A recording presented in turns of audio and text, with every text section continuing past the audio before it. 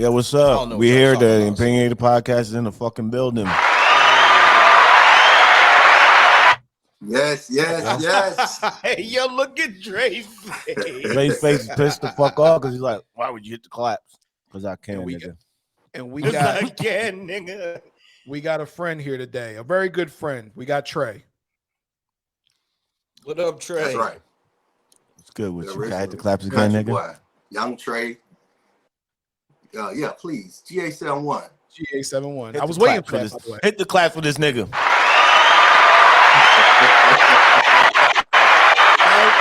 Thank you. Exactly. He deserves it. This nigga Dre mad. Those clouds are loud. Those claps are loud. That's all. The claps are loud. So while you guys were having your technical difficulties, we weren't talking too deep, but it was getting to the point where we were talking, and I'm like, no, hold up, we gotta hold this shit because it's a lot of stuff that we got to get to. What was y'all talking about? Yeah, right. Dre always starting a party without a nigga, man. Well, no. We started talking, and it just, to me, it was interesting. I have a lot of questions. This is my friend, but I have a lot of questions. But we're gonna start at the beginning. We're gonna start at the beginning. So, you know what I'm saying? First, we want to know how was, you from the ATL, man. What was life like growing back up? Well, Georgia. You from Georgia, my bad. It's been a crazy misconception for my entire musical career about my demographics, right? So I'm from south of Macon, which is about an hour and a half, close to 2 hours away from the city of Atlanta. You know what I'm saying? So I'm from a spot called Dooley County. It's a little small southern country town. There's not many people here, you know what I'm saying? But it's diverse, it's rich in culture, if you would say. It's deep south, so it's good country food. I enjoyed the lifestyle. Like, I enjoy it more now as an older person. But growing up, I realized that it kind of like molded me and made me ready for anything. It's kind of like when people say, if I can make it in New York, I can make it anywhere. Well, I feel that way just with the opposite dynamic. Because I'm from the country, there's not a lot of people here. So I kind of like feel like, well, shit, if I can make it here, then I can make it anywhere. But yeah, it's a little bit southern, a little bit south of Atlanta or whatever. All right, see, okay. I'm up north, dude, right? And we got this whole misconception of how the shit goes down when in the South. Like, was it a lot of racist shit going on down there? Because automatically a dude from the North Jersey and shit, New York area, like, yo, that must have been mad racist growing up as a kid. Was it any time that shit happened down there with you? Yeah, indeed. I'm gonna be honest. I went to a school. My school I went to was Dooley County High School. To be honest with you, bro, it was pretty much a black school. And we had another school in our county called Fullerton, and that's pretty much where I guess the white people went, or the privileged kids went. And if we had white people in our school, they was pretty much there for our sports. You know what I mean? They came to play baseball, basketball, football, or whatever it is that they excelled in. But as far as having racist things happen, hell yeah, you would. When we was younger, we sold our little weed and shit, and you would sell weed to a white ride off and call you a nigga. Like, you just bought weed from this corner, but you would ride off, you know what I mean, and call somebody a nigga. But yeah, so we dealt with that, but it wasn't like it was no type movie shit. Like, I ain't never had to run down on nobody because they was being disrespectful in a racist manner. But as far as dealing with it, yeah, of course, it's the South still. You know what I mean? You still deal with it, even if it's just subtly. Selling somebody something and them riding off saying thanks, nigger, is fucking insane. Insane. Yeah, that's a true story. Yeah, and there was a couple of us out there that we still talk about this thing. My question is, did they come back and purchase again? I couldn't tell you, man. It used to be so many cars in and out of that little situation. But, allegedly, though. I would probably bet they did. Yeah. So yeah, I would probably bet they did though. Where else were they going? And only to y'all. So you grew up in the same. We all around the same age, bro.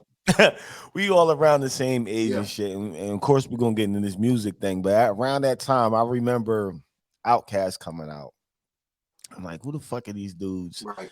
Like, this whole South movement started happening, and like, what did it feel like? What was the energy down in Georgia when y'all heard like when they start letting like dudes from the South? Because you did have at the time Houston boys. They was out first in the 80s. But then you had these dudes from Atlanta area where you was at coming out. Like, what was the energy around in y'all state when they came out? So my history would be the Houston boys. Like you might be thinking about like Scarface and Bushwick Bill, or you might be thinking about like even Slim Thug, with the Chop and Screw movement. A lot of people don't know like Slim Thug with DJ Screw. They was already popping as artists. You know what I mean? Just on that underground circuit, so to speak. But as far as the music, man, it happened quickly. And you gotta remember, like, I followed music very closely, like distinctively, because I came out, like I grew up in the hip hop era when Master P started to come out. And I don't know how closely I followed Master P, but Master P literally dropped an album every week or every other week. Like if you go back and do the history of No Limit albums, I know he probably had a crazy run where he dropped the album 3 times a month. You know what I'm saying? At least. And I'm talking about these albums was going platinum. You know what I mean? So these are the artists that we grew up on that y'all probably never even heard of. Like before Mystical and all of the shit he got going on now, like we grew up on Mystical. We grew up on P as far as like his records like Ghetto Dope. So it really like took off kind of quickly to the point that the artists that we did have that was locally, like a Kilo Ali, Ghetto Mafia, like some of these smaller groups, so to speak, that was bubbling in our, I guess, so to speak, area. When these other artists started to pop like an Outkast and they started to get this international recognition or this mainstream recognition, it changed the whole scope of music. You know what I mean? That's why you started to see, if you ever paid attention to the South has what I like to call stages of music. And it went from where you had Outkast, where they call that like pimp music or Cadillac music, and then you go to you can skip to Lil Jon and you get crunk music, then you skip to T.I. and you get trap music, then in between that you get what they call snap music, and come back and get geek music, and all the way down to now you got drill music out of Chicago. But in the South specifically, you went through all these periods of music. I skipped the period because you missed the Hot Boy era as far as they just had their own genre. Even though they was doing hip hop, it was just flashy and it was just very influential as far as what you wanted to be or what you attained to in the South. And a lot of the guys that I grew up with, you watch them go from being, even if they had money, like you watch them go from being one of my things I tell my dogs right now, the reason why they call the South slow, so to speak, is because a nigga have money in the South, but he's not necessarily going out to buy the things that y'all consider fashionable or the things that put you ahead of everybody else. Because when you think about the New York scene, the only thing that changed or that differentiated niggas getting money in the South and niggas getting money in the North is, and they got money in the South, he might go buy a 1964 or a 1972 Chevy, put some crazy rims on it and paint it. A nigga up north, he might go buy a new Ferrari. You know what I'm saying? And so to the general mass, that new Ferrari makes it look as if, oh, he doing more than this guy. But it's really just a perceptive look, really. And that's how I looked at music growing up. Music took us from just being real laid back. If you go from T.I. just being this laid back character who totally sold drugs, till you see Baby, who's a flamboyant gangster. You know what I mean? And that was just a parallel with the music. Outkast had a different impact because their music was I guess it had more substance to it. Absolutely. As far as what it did for the culture. But the influence came from P, Baby and Cash Money, T.I., then you get the Jeezy movement, and that's how music really evolved for us. And it happened really quick. Like the rest of the world caught on to the South as far as music goes, kind of rapidly. You know what I mean? Considering the birth of hip hop to where it is now. I remember back then, like when the South was, it's funny to say this, when the South was rising in the music industry, the way they took over and came with a storm, it was nonstop. Even to this day, a lot of the music Yeah. is influenced by the down south producers, the beat makers, the style, the swag, the cultural essence of a lot of things that's going on.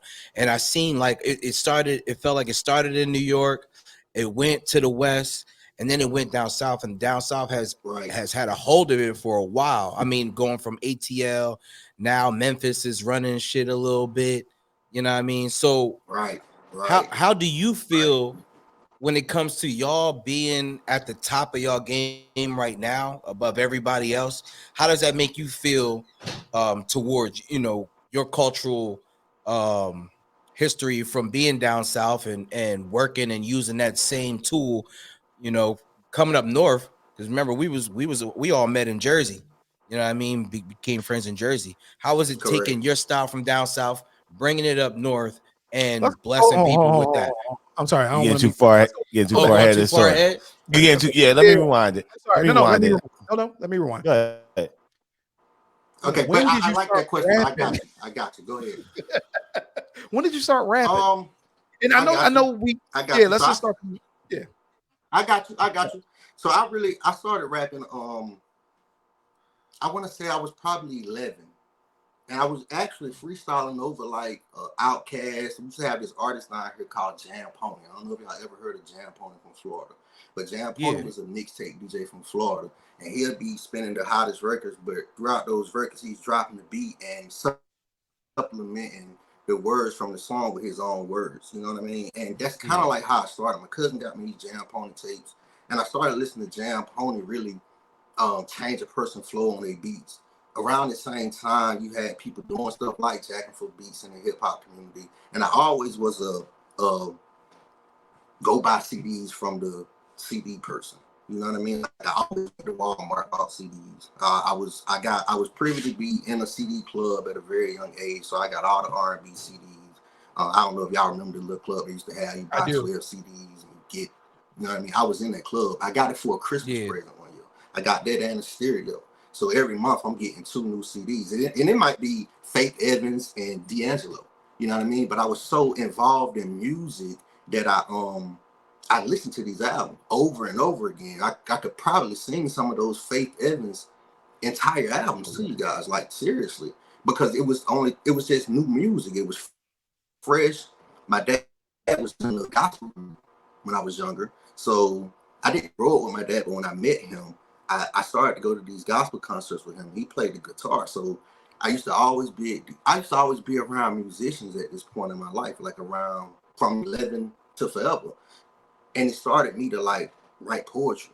So then I started to write poetry, and people used to challenge me to rap. Because I used to pass poetry books around the high school. I still got poetry books floating around from high school that I wrote. And people used to look at some of my poems and think that this was lyrics. So, and these are, I'm telling you real shit. And I used to go to little, I guess, house parties or porch parties or whatever you want to call them. And they used to battle me or want to freestyle against me. And I think that's what clicked in me when I realized, oh, I can do this. So the cousin that got me the Jam Pony tapes, he was big in music too. He was just a listener, just had an ear for music. So whenever new music would come out, and he's probably 10 years older than I am. So whenever new music would come out, he would come grab me and we would just ride around and whatever he's riding around in that time and just be listening to these songs, just listening to this music. And it came one day, he challenged me just to freestyle and just rap. So I'm just rapping, and you know, he's like, oh yeah, you can rap. You know what I mean? So at this time, I'm still not taking it seriously, but I'm writing a lot. Now I'm writing a lot. I'm drawing album covers for myself. This is at 12 years old. Like I'm drawing album covers for myself. I'm giving myself rap names. I'm naming albums, naming songs.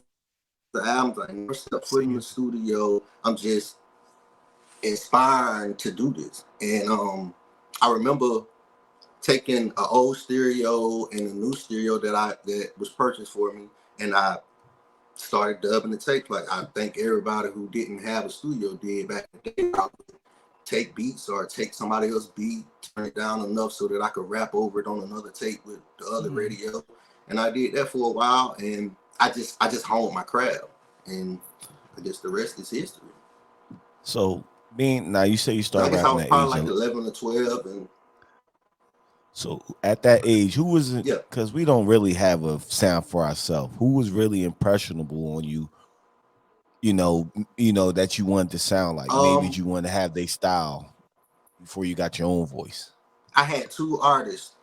It's funny you said that. I had two artists that I listened to. They were both no-name artists. One was Mystical, and one was a guy by the name of Mr. Magic. A lot of y'all might know Mr. Magic from when Roy Jones dropped the album later after his boxing career, and he had a song called "Do It Big Then." Yeah. That's Mr. Magic on the hook. So I used to listen to these two artists, and I wanted a combination of their voice. I wanted to sound like Mystical and Mr. Magic put together. Mr. Magic had a raspy voice too, but he had a harmonizing way of rapping. And Mystical, if anybody listens to Mystical, he's very unorthodox. You know what I mean? So I used to listen to him, but he's very lyrical. So you really listen to Mystical, he's very lyrical. He's a great storyteller, but he's just unorthodox. But his pattern of rapping is very good to me. It's unique, but it did something to me. So I just wanted to sound like those two guys, and I'm gonna be honest with you, it kind of worked for me. So saying that, because eventually you gotta evolve, and people hearing your stuff, and people probably coming back to you and saying, "Hey, you sound like X and Y, Z." As you got older, when did you start developing into this is Tre? You know, I got to separate myself from these guys so I can have a distinct sound. When I migrated to the north, when I turned 18, I came to New Jersey for a family reunion, and I had already been sending music to New Jersey to certain uncles that lived in New Jersey because they wanted me to. By this time, so I'm a shift a little bit. By this time, I had started recording music with my dad in his living room because he had all of this equipment, but he didn't have a studio per se. So we just literally, he would play the guitar and some drums, and we would make live beats. And he still has all this music too, but he would make live beats. Just do live instrumentation. I would rap over to make whole song. And I used to press these songs and send them to New Jersey to my uncle and them. And really out of faith. Like I felt like New Jersey was closer to New York, so if I can at least get this music to New Jersey, not even at this time, you gotta remember, it's not a music scene to go to in Atlanta. It's musicians out of Atlanta, but they're all based out of New York. And I'm telling you guys, I was the person that really went and bought albums. I'm the person that really opened albums, looked at where it recorded, who mixed this project, who EP'd the project. I'm reading the lyrics, trying to see how people are writing songs. So I'm really trying to get music to the big city. And my uncle had called me maybe when I was like 17, and I'm trying to make a decision on what I'm gonna do after high school. And so he called me and he's telling me, "Yo, you need to send me some music. Like send me some music so I got this friend." And that's all I knew, but it was enough for me. So I was sending music and everything, and I eventually came with my family from Georgia to New Jersey because we got a number of people that live in New Jersey as well. And so we came up for a family reunion, and I just never left. They asked me to, I met some guys from Camden who even wasn't the guys that I was sending music to in New Jersey. And they asked me to rap on one night, and I did. And the rest was history. I never left New Jersey, and we just kept it going. Yo, all right. Listen. Listen. Because I'm gonna be honest.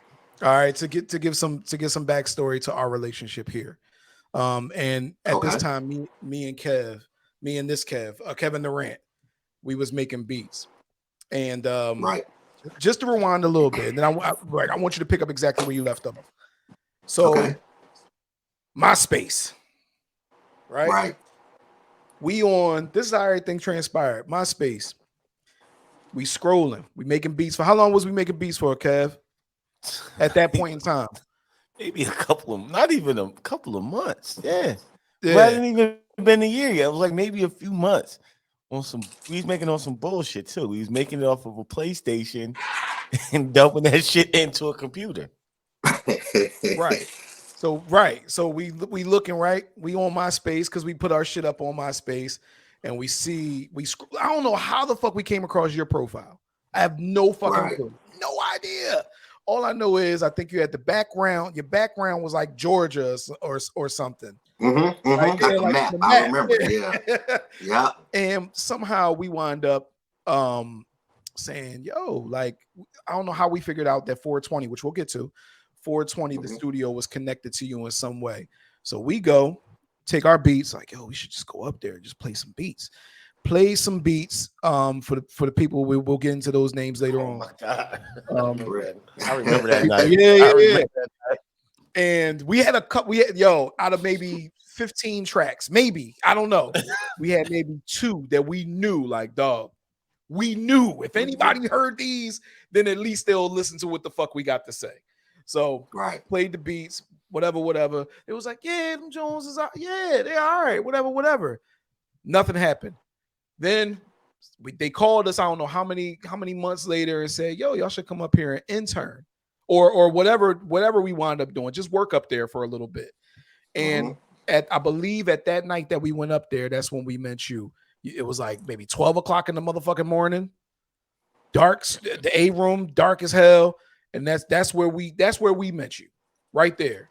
Right? Because you was the dude when you walked through the building, like, yo, that's that nigga. Came in with the change, like, this is the top ball out of everybody. Right. I agree. Just to set the stage for people who are listening, because that's how we met you, you know what I'm saying? And over time, and I promise we'll get back to everything. Over time, what'll happen is, especially after that situation kind of like went away a little bit, the one thing I know is that anytime you were doing something, even when Kev stopped making beats with me, you would call me. You would always call me. Anytime you was ready to do something, anytime you wanted to make music, whatever, always call me, like, bro, I need some beats, or yo, like, even with the podcast, he, you know what I mean, keep up with the podcast, he would always call. And I always respected that, bro. That's, you know what I'm saying?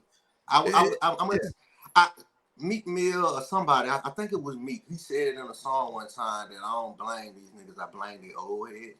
I really salute the guys who mentored me, man. Like, I had great OGs, and I don't never stray away from telling people that. Like, I make sure people know that the people who instill values and morals and principles in me, like, they meant it. And it came from a good space, and I got great relationships with these people.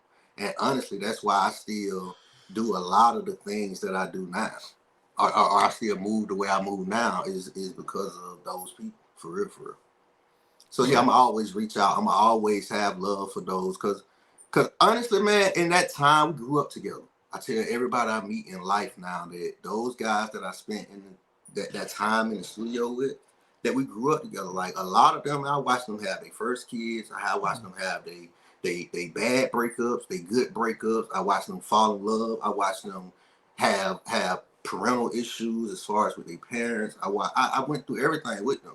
You know what I mean? I shared every emotion outside of trying to chase a musical dream. And if you've tried to chase a musical dream, you've already gone through every emotion. But to still go through, like, life emotions, like, it's hard for me to have friends now, because those places are already filled in my life. You dig what I'm saying? Because I shared so much time with these people. And then you gotta remember, these relationships always is on an intellectual level, because we're creating shit out of nothing. So it's almost like, and this shit fucks with people when I say it like this, but it's almost like the brothers that I call my brothers, it's almost like we had babies together. You understand me? Because nothing else comes out of thin air but a fucking baby. You know what I mean? And it's not out of thin air, but you know what I mean? Like, where it's just two people coming together, taking whatever it is they have, and then creating something out of that. And a lot of people don't know how. For me, that's deep, because you can't do that with everybody. I don't care how far you go in life. I don't care what team you work on. Yeah, the job, you're gonna do it because you're forced to do it as a means of making money. But when you're talking about taking people who have no real backgrounds, who have no real connections to each other, as far as other than being human. I'm from Georgia. You're from a part of New Jersey. Dre is from another part. Kev is from another part of New Jersey. The other Kev is from another part of New Jersey. And that's why I say, if I can make it from here, I can make it anywhere, because I came to a whole nother state in which I had nobody. Because I told you, the music I was sending didn't even go to the people I thought. I mean, the people I ended up with wasn't the people I was sending music to. So I was really presented a whole new cast of people from my life that I had lived for 18, 19 years at this point.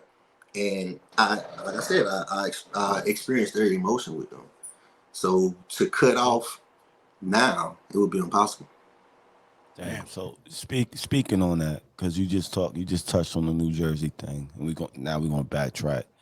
Right. What was the music scene that you was feeling when you first came to New Jersey, and like how did you feel as though you had to start trying to fit in, coming from the South, now coming up, up to North and bringing your sound to? I ain't gonna lie, us Northerners are fucking ignorant to the rest of the world having a fucking sound of music. Bro, it was a complete culture shock, like completely. I came to Camden, New Jersey. So I had been coming to Camden as a kid my entire life. So every summer I would get out of school for the summer. Like I said, I didn't grow up with my dad. So I had an uncle who technically wanted to take me as a child and raise me as his kid, but he lived in New Jersey, and it didn't happen. So every summer I get out of school, be out of school for a week. He'll show up in Georgia, pick me up, bring me to New Jersey. I get in New Jersey, and I had a group of friends from Sylvan Street, Tulip Street, White Avenue that I'm still cool with to this day, that I kind of like grew up with. You know what I mean? So, but even still, I say all that to say, but even still, coming up as a young adult, it was a culture shock, because now I'm privy to doing certain things I wasn't necessarily doing as a child. I'm privy to the lifestyle that's really going on in Camden. And I'm gonna be honest, for days, bro, for weeks rather, I was in the studio every day, but I probably didn't make no music. I just studied. I just really studied, even the music that people was listening to. Because in Georgia, before coming to Georgia, before 19, bro, I'm gonna tell you the few North albums that I bought. And I'm gonna be 100 with you. I bought Jay-Z's Black Album. No, I'm sorry. I bought Jay-Z's. Is the Black Album the one with Eminem and Renegade? Shit, no, that was that the Blueprint? I bought the Blueprint. The Blueprint. It might have been the Blueprint. Yeah. I bought Blueprint. I bought Styles P, the Ghost album or whatever, where I Get High on it. Yeah. I bought Jada Kiss. Yeah, the Ghost and the Gentleman. I bought Jada Kiss. The album with So Much Dope. You gotta use the scale they weigh the whales with. I bought that album. That's why we got along. And that was probably like, and I had listened to Biggie, of course, but that was probably like the most Northern rap I had listened to, as far as and some DMX, because that cousin of mine, he was a very, very big DMX fan. Other than that, it was just the hits from New York that I would hear. When I came to New Jersey, I was introduced. First of all, they took me over to Philly, and I don't know if y'all remember back in the day, you could go to Philly and buy mixtapes, and I'm talking about all kind of mixtapes from everybody. So and beats. And so I used to go to Philly. We used to go to Philly like every 2 days. And I used to buy all these mixtapes, because now I'm studying hip hop. You know what I mean? I'm not just rapping no more, and I'm being privy to the lifestyle that you hear about in a lot of the songs. You understand what I'm saying? Like I trust me, in Georgia, where I'm from, we got a lot that goes on. You know what I mean? Yeah. Come down here, it's not no cops riding around, so it's gonna be a little bit more wild westish. You understand what I'm saying? But when you go to New Jersey and you're talking about Camden, somewhere where it's very impoverished, where it's drugs on every corner, I tell people now, man, and CMD, y'all know I love y'all, but it's not a good street in Camden. You know what I'm saying? I'm just being 100, which is not to me per se. And I have a son that just moved. I just was fortunate enough to move him out of Camden. So I say this from the most dearest part of my heart. Camden is a hard place to grow up in, a hard place to navigate through, a hard place to work in. Like, I'm willing to bet you 80% of the people from Camden don't even work in Camden. You understand what I'm saying? That's how crazy Camden is. People don't even think about shit like that. But I fell in love with this city. And when I did, bro, it really just changed my whole scope on music. You know what I mean? So a lot of people talk about making reality rap. Like, I really made reality rap my entire life. If you go and listen to any of my songs, any of my mixtapes, and you just listen to the story within, I'm telling you something that actually happened, or something I experienced, something I went through, something I could call somebody on the phone and say, yo, you remember A, B, C, and D? You know what I'm saying? But it was impactful. To answer your question, like, coming to New Jersey, it changed my whole flow pattern. You understand? It changed how I understood how to write music. It changed how I wrote hooks. It changed how I approach music purely. Like, I then, when I came to New Jersey, it made me want to be respected for making music. Not just, oh, I'm making music. Nah, I want y'all to listen to my music and say, oh yeah, he's lyrically inclined. I want y'all to listen to my music and say, yo, he's picking some of the best production. And they ain't just making beats, they producing records. And I wanted you to realize, even with swag and all of that, you understand? Like, how you dress, how you carry yourself, how you talk to women. Like, I'm telling you, it had a major effect on everything for me. That was the difference with me, right? So, like, in seeing like how you worked, to me, the beat production, or the beat selection was the difference, right? And I'm not talking about mine, like mine or his. I'm talking about even before we met you. Like, to be completely honest, other than some people that I met a little bit later on, like, because we started working with you pretty early, right? You were probably the first guy that I worked with that actually, and this is going to sound crazy, that I liked their music. Yeah. Before I touched it, before I came in and say, oh, I got something that you might like, you're the first person I actually liked their music. I can honestly say I was a fan of your music.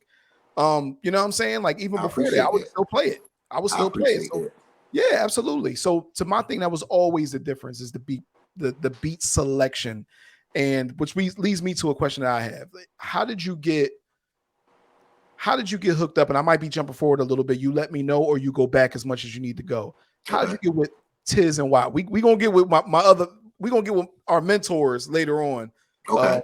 Red Denali. But I'm talking about, how'd you get with Tiz and Watt and come up with, I don't want to jump too forward. Whipping. I fuck with Whipping. So how about jumping too forward, right? Yeah, you're too forward. Why don't you rewind it a little bit, Dre? I rewind it after this, but I'm gonna let you explain this, and I'm gonna rewind it for you. Okay. Which is one of my favorite songs. It's funny because whipping ain't that forward. It just stuck around for so long that it seems like it happened so much later. That's honestly, Whipping was the product of the first song where I understood what production was for a record. A lot of the times I was rapping on beats, and I was if artists understand this, I was doing all my own producing, not literally making a beat. But great producers have a way of taking your vocals after you record to the beat that they give you, and then they'll come back with something that might sound completely different than what you went in there and recorded. That's, you listen to a Timbaland song, or you listen to the reference to a Timbaland song, and then you listen to the end record, it's completely different. If people heard the reference to Whipping before Tizzo and them completed production on the record, it would probably blow their minds. But I had a vision in my head because we're from an era where they chop and screw things, so I knew I wanted the hook to be chopped and screwed. And I'm gonna be honest with you, they exceeded what I wanted for the record. Okay. But I met Tiz. It's funny because I met Tiz before I met Denali and Red. So I got probably 100 records with Tizzo somewhere. You know what I'm saying? And here's the thing about Tizzo, he's very meticulous about the production side of his records.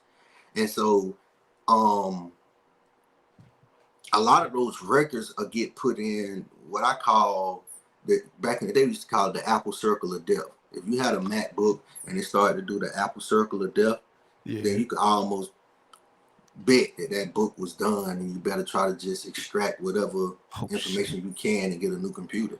And that's how a lot of the records with Tiz was, because he's a perfectionist. And so if the record isn't blossoming the way he think it should be, then he's on to the next. A lot of people might not know Tiz history. He worked with Boston Man. He worked with a lot of people from that era. I don't want to just start name dropping, but I'm sure he worked with Boston Man. He produced some things for them, mixed and mastered some things for them. And so technically Tizzo and Kilowatt come as a package deal. If you get Tizzo to make you a beat, then more than likely Kilowatt is gonna mix and master that record for you. And if you can get those two guys to do a record at any time in your life, you probably should do it. But I met them through a couple of the other mentors that was in the building, and I think they knew them from both working on the Boys to Men project. So I had a bunch of managers or people that was over me that was helping me move or shift my career forward, that had kind of like worked on similar projects because they was all from similar areas, and I think they had all worked with Boys to Men, and they knew each other from the past. And my friend, my manager Showbiz, kind of like wanted to see what it would be like for me to do a record with Tizzo, and Wiccan was just one of those records that came out of it. So I kind of met him through Showbiz shortly after meeting Showbiz, actually. Shout out to Big Tizzo. So I'm gonna pull it back. I'm gonna hit the rewind button. Okay. We was talking earlier about, you know, listening to the records up north and you changing your style. Now, if you that style that you came up with in New Jersey or seeing that shit, if you think your career would have been different if maybe you would have kept that style instead of coming to New Jersey with it, kept yourself based in Atlanta and never left Atlanta, because Atlanta eventually will grow into that style. You get what I'm saying? Atlanta will eventually pick that style up that you was already somewhat ahead of the game there. That's a great question. It's hard to say. It's hard to say because the team of people that I grew up around helped me develop into that. Like, so as an artist in Georgia, just being honest with you, with the people that I was around, it was probably a ceiling to my growth. You understand what I'm saying? So when I came to New Jersey, first of all, I met a number of artists that I don't even want to start naming right now because I don't want to miss nobody. But I met a number of artists that helped me sharpen my steel, like that made me get on my shit. You understand what I'm saying? Like down here, I was running circles around dudes as far as rapping, as far as making songs, as far as you want to battle against me. Dog, I'm going to be honest with you. Right before I left to go to New Jersey, a dude called me out at a party to battle me. And we started rapping. And when he goes and I rap and the crowd goes stupid. His brother hops in. So at this point, they're like Jada Kiss and Styles P&ing me, going back and forth, trying to out-rap. I killed these dudes, man.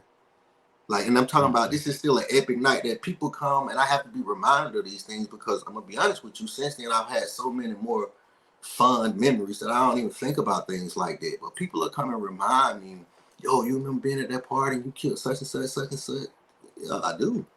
I remember y'all going crazy. I don't even remember what I said. I just remember the crowd just responding in a way. And so in a way, I was kind of ready to go somewhere where I could get better, where I could really go to the studio and record music. Because you got to remember, with this music shit, I had to learn a lot when I came to New Jersey. I was just telling somebody the other day, I had to learn how to record a song. Like, I came to Camden, and when I first came to Camden, my dog, High Millions, he was already building his name or whatever. He immediately wanted me to do a song with him.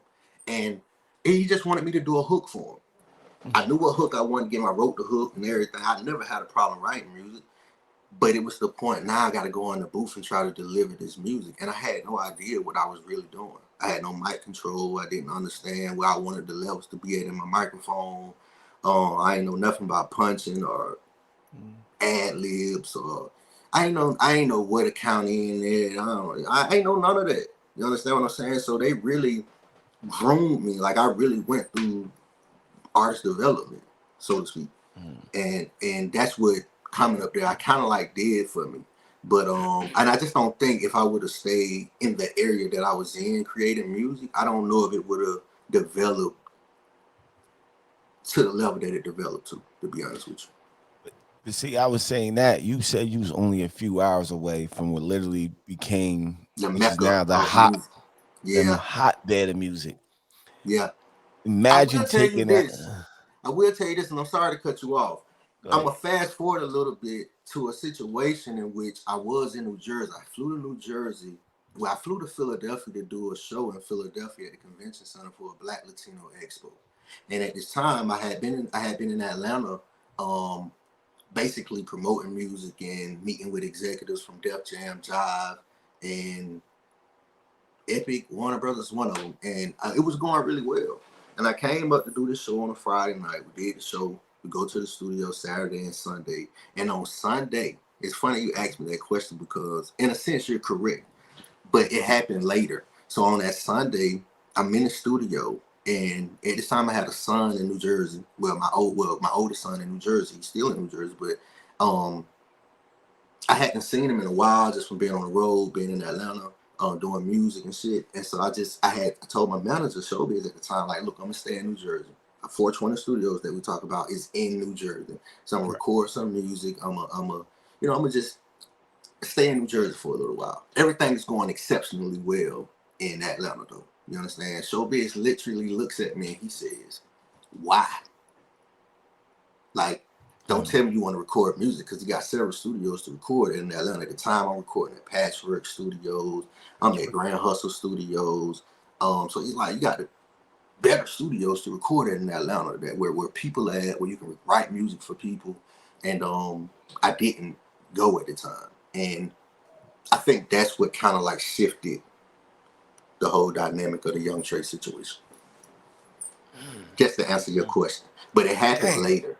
I needed the growth in New Jersey. I'll be honest with you too. So to answer your question for prior to that, I used to come to Georgia to do shows. I used to come do a hella shows in Georgia and leave out right after. And I remember on maybe about 3 occasions where somebody asked me, why you won't work with somebody in Georgia? Like, why you gotta work with them? You know what I mean? Like, so to speak. Like, I had somebody for real. It's a true story. He told me one day, he said, you know you're not going to make it with them. You got to come work with somebody in Georgia. He said, this was a guy, random guy that I knew from Dooley County. I was leaving. It was like a Sunday afternoon. I'm leaving to hop on the highway to come back to New Jersey. And he literally looks at me. I'm at the gas station. He looks at me and says, man, he can't make it with them. Okay. You got to work with somebody down here.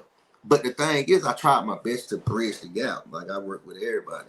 I used to come to Georgia so much and try to work with everybody, or it's hard when you stretch yourself thin like that though.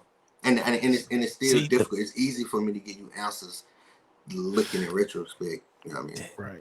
Damn. See, the reason I had, and this is a question, but the reason I say that Jersey, New York, and Philly, them dudes at that point in time when we was all coming up, they don't listen to nothing outside of Philly, New York, and Jersey. Right. Even though you was based out of Georgia, Georgia will listen to something from Chicago. Right. Just like New dudes York. from everywhere, Cali, whatever. Dudes in, dudes in Mississippi will fuck with Georgia, will fuck with Florida, will fuck with, California.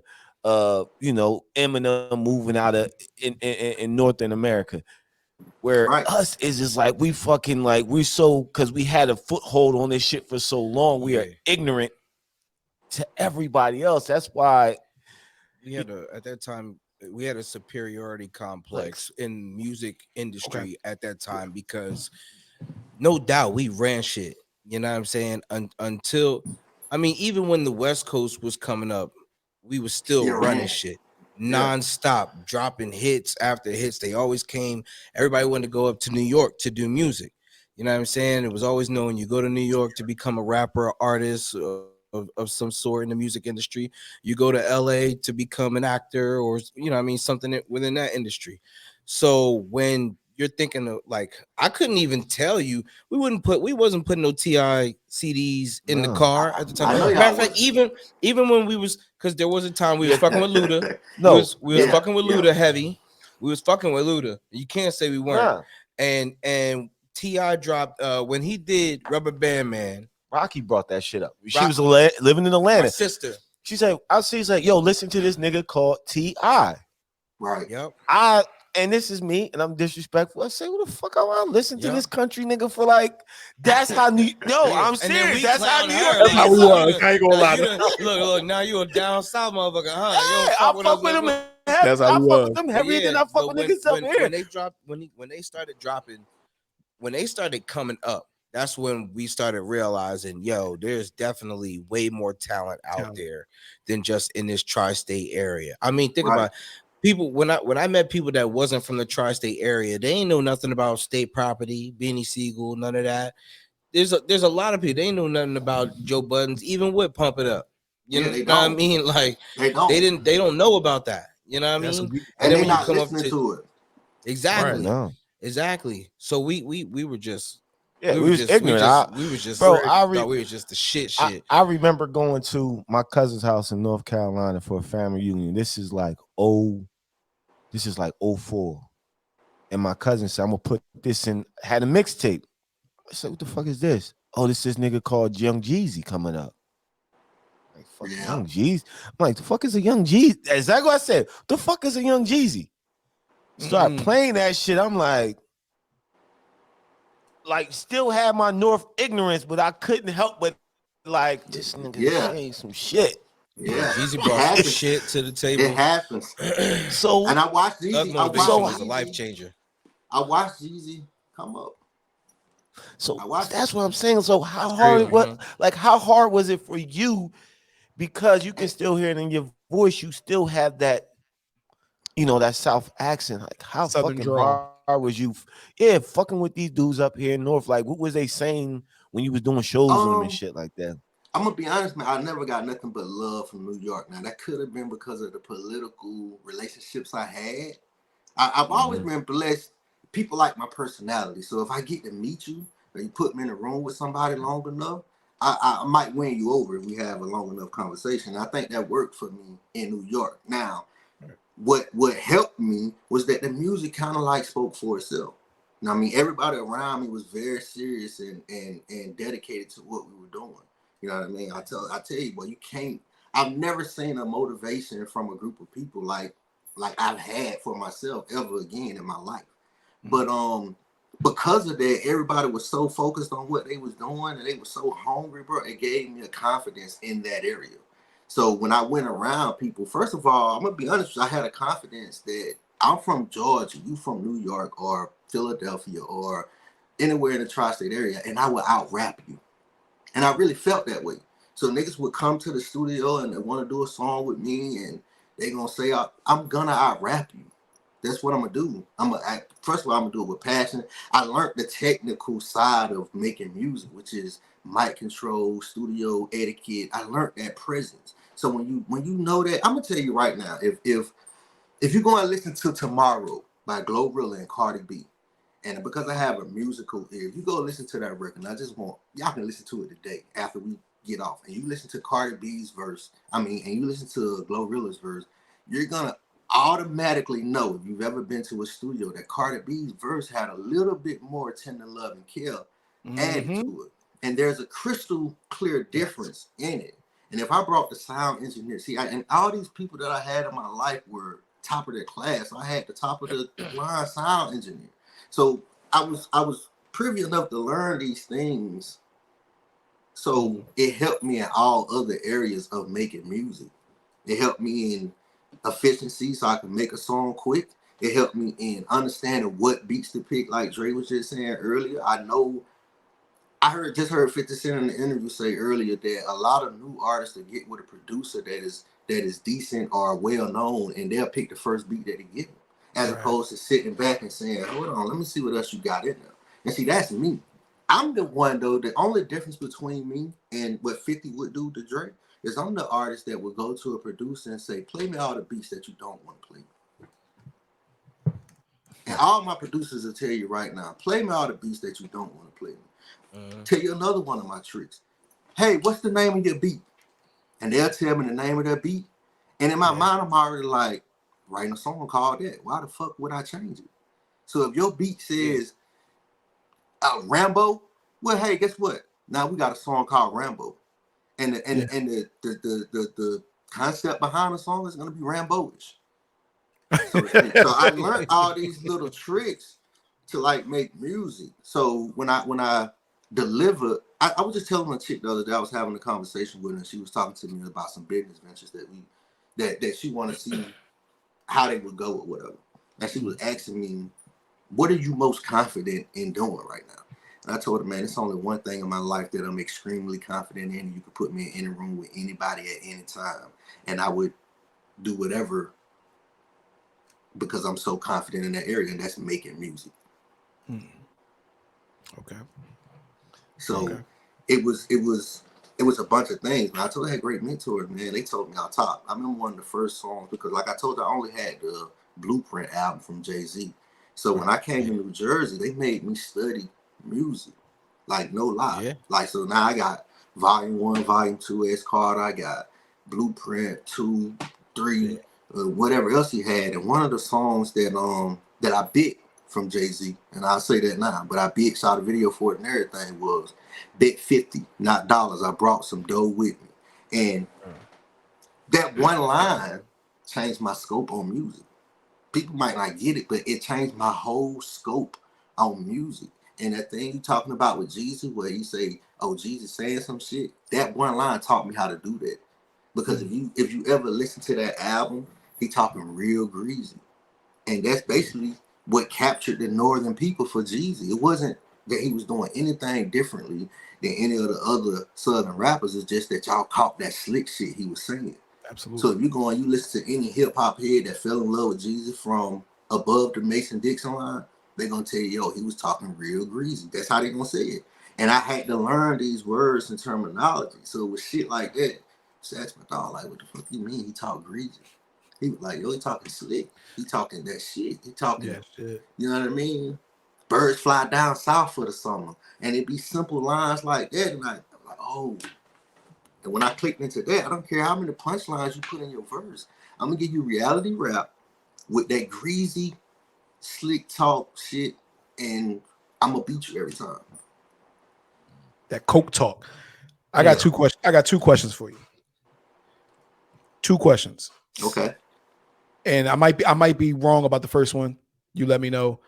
When did Def Jam come into the situation, if at all? Okay. And two, why two whipping videos? Okay. Def Jam did come into the situation. Def Jam, shout out to Def Jam. Def Jam gave me a taste of what having a real deal was like without having to suffer all the real deal consequences. The dude who was behind it was a dude by the name of V. Johnson. Vance Johnson, I think. He's a good friend of mine still. But he showed me a lot in the music game. Again, I was blessed with great relationships based off of other situations. And I run into people that would fall in love to my character. I was introduced to him from a dude from California. His name is Slip, Super Slip. His real name is Anthony, I think. But he was a Crip from California. And he's what they consider angelic Crip, meaning he had been through so many situations with the Crips in California that he should have died. And so they stamped him as an angelic Crip, meaning wherever he went, he was like a made man of the gang world, so to speak. And Super Slip really took me on his wings. And when I met Slip, he had moved to Atlanta, but he had a great camaraderie in Atlanta. And V. Johnson was Slip's cousin. So that's how the whole Def Jam situation started to brew. And that happened after Whipping, before Shoebox Money. Before Shoebox Money project. That's my shit. Yes, that's my Shoebox Money. That's my shit. Yeah. And so it happened around that time. And I was living in Atlanta then, and I was just going to V. Johnson office every day, and he was just pouring game into me, just showing me how to move, showing me what to do, showing me. He actually helped me conceptualize the Shoebox Money project. As far as like what to name it and how to garner a following and how to just package the entire project. So if you go back and look at how we packaged Shoebox Money, man, we did Shoebox Money, we did covers, we did flyers, but we also did an actual piece of Shoebox Money with my face on it, and we printed up, man, pounds and pounds and pounds of this money over Philly, matter of fact. And true story, we printed up so much of this fake money that when we went to print up like the last couple of batches, we had to find a new printer because the guy in Philadelphia said he couldn't do it anymore. Like it was illegal for him to do it. That's how much of that money we had printed up. But we built the whole campaign around that money. But long story short, man, that's when Def Jam came in, and it was a great situation because it allowed me to go to pretty much all the video shoots. So I went to a bunch of DJ Khaled's first We the Best video shoots, the Ace Hood video shoots, and I met a lot of people during this time.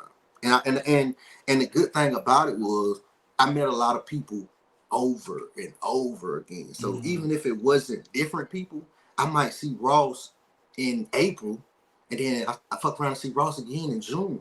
So now I'm just meeting the right people all the time. You understand? I might see Scott Storch. The true story about Scott Storch. Seen Scott Storch one night in a club in Miami, and then a few weeks later we go down for it was a Shop Boys video. It wasn't part of like a rock star. It was like the next video that they did. And we go down, and I run into Scott Storch again. He knows who I am. He's talking this, man, just bring me a brown paper bag, come to the studio. I was with two beautiful women that I had met in Miami, just as a disclaimer. But and he was looking at one of them, and he was loving her. She was beautiful. He was like, look, just bring the lady with the glasses with you. Word. But it had got to the point where I was just around these people so much that the relationship was building. And I was starting to see these people. They were starting to understand my music. They were starting to realize, oh, he's going to be around. And I started showing up for, built a relationship with Briscoe, who was signed to Cash Money for a while. And I started showing up to those things. And then eventually I met Shakir Stewart at Ace Hood first video shoot. And the Def Jam thing, him and V Johnson had a very, very close relationship. And so the Def Jam thing started to come like full circle then. And that was the reason why I hesitated to do situations with like Universal Record and Jive Records because I was being shown love. Like they was allowing me to use the Def Jam imprint. I was getting clothing shipped in from places that was shipping clothing to Def Jam artists. And I'm talking about True Religion. Back before Two Chainz started rapping about True Religion, I was getting boxes of True Religion sent to the crib. It was just one of those situations. And it was one of them labels where I told you I always grew up getting albums and stuff. And you see Def Jam. I've seen Def Jam my whole life. So Def Jam is like a dream label for me. You understand? Yeah. So then the guy who's behind the situation, Shakir Stewart, he's responsible for Ludacris. He's responsible for Rick Ross. He's responsible for the Jesus Situation. He was responsible for Boys in the Hood. He has an EP on a Janet Jackson album. I could go on and on. You know what I'm saying? So he was like the perfect situation. And rest in peace to Shakir Stewart, because I think it was 2008 he ended up committing suicide. So that kind of like killed the Def Jam situation, so to speak. I can't remember the second question you had outside of the why 2 whipping videos. And before you get to that, what Ross say to you about whipping?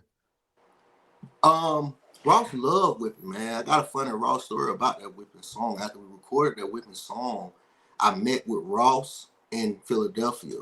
Left the studio, I had a good relationship with Cosmic Kev too in Philadelphia.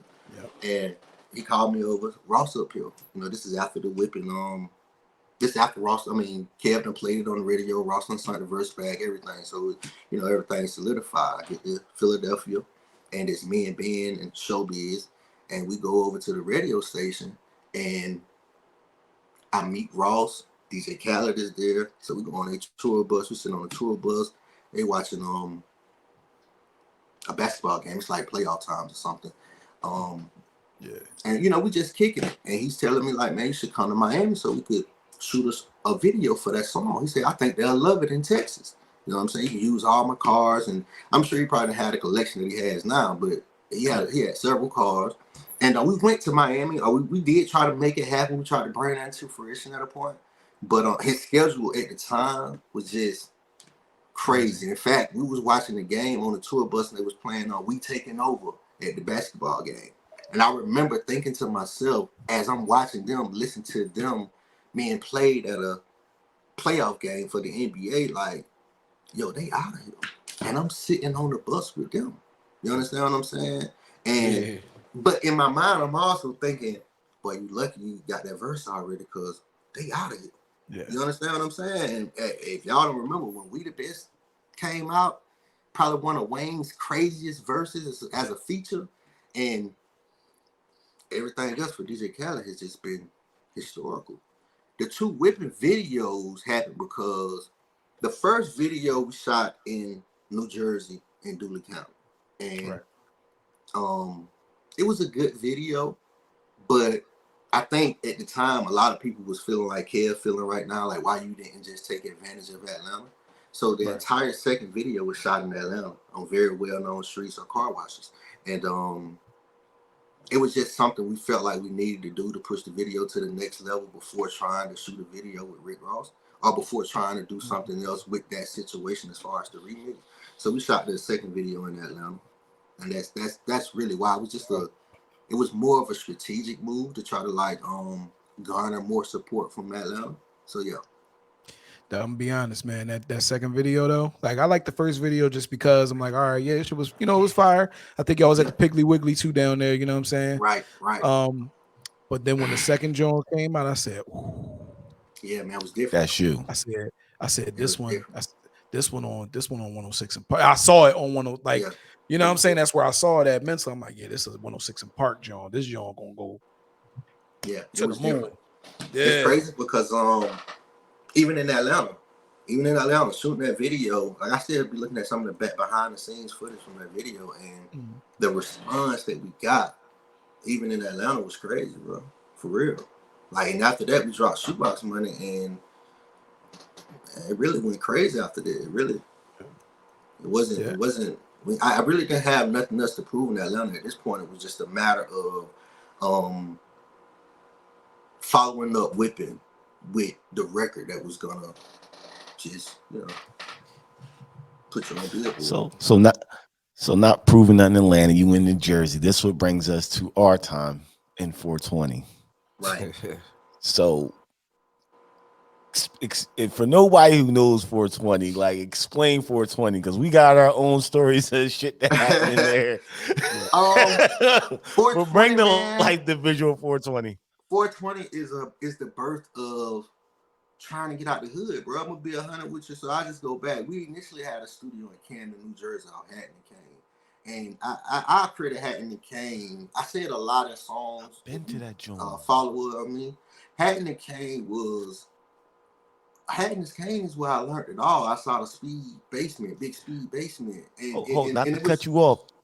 That's the tattoo joint on there. That's the green building that was on the corner. Yes, on the corner. It said right across from the Donut Queen.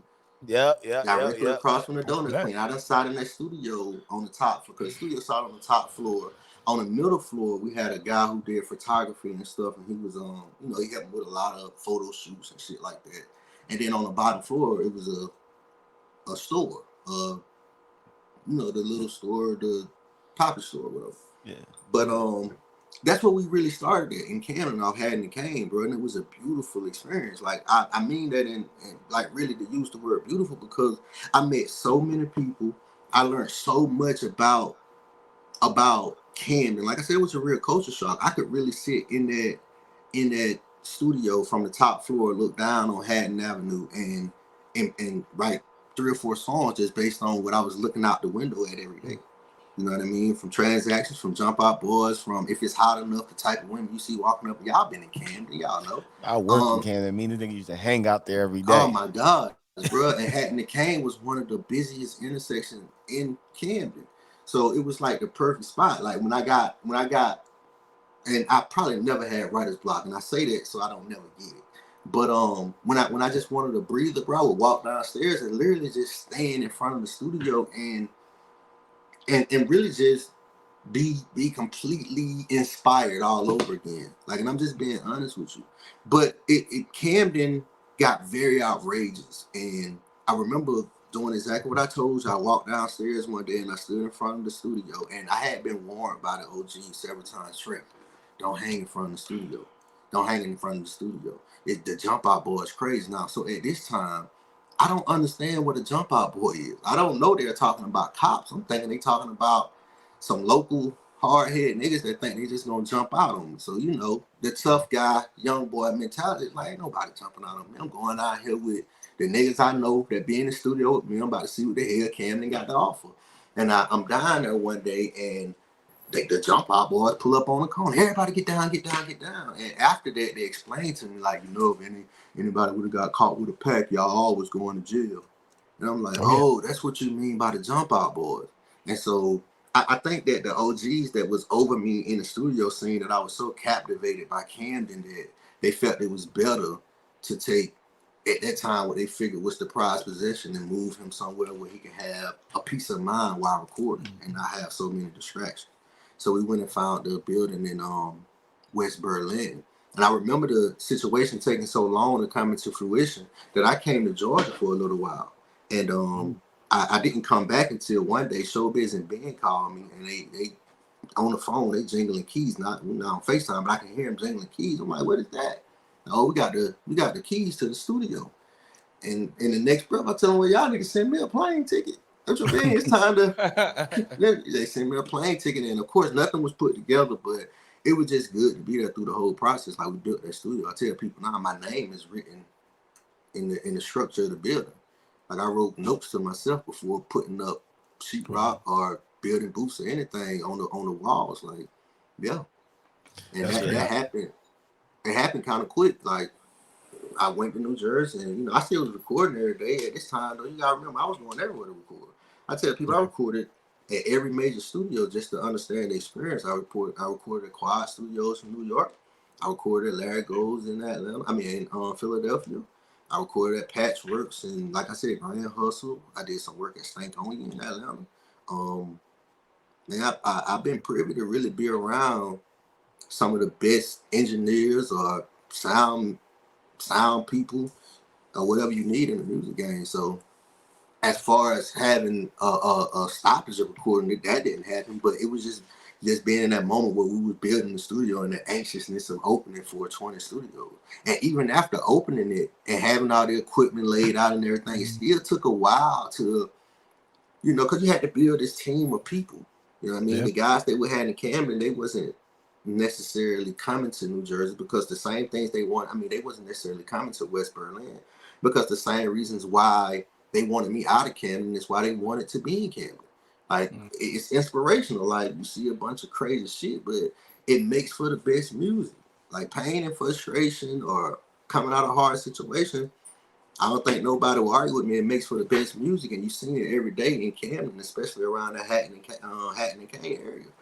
But we kind of like split the teams, and we ended up building the team at 420, which ended up being you guys and Denali and Red, Keith Kelly, Showbiz and Jen, and all these people, Tizzo, all these people who came in and kind of like helped 420 become what it became.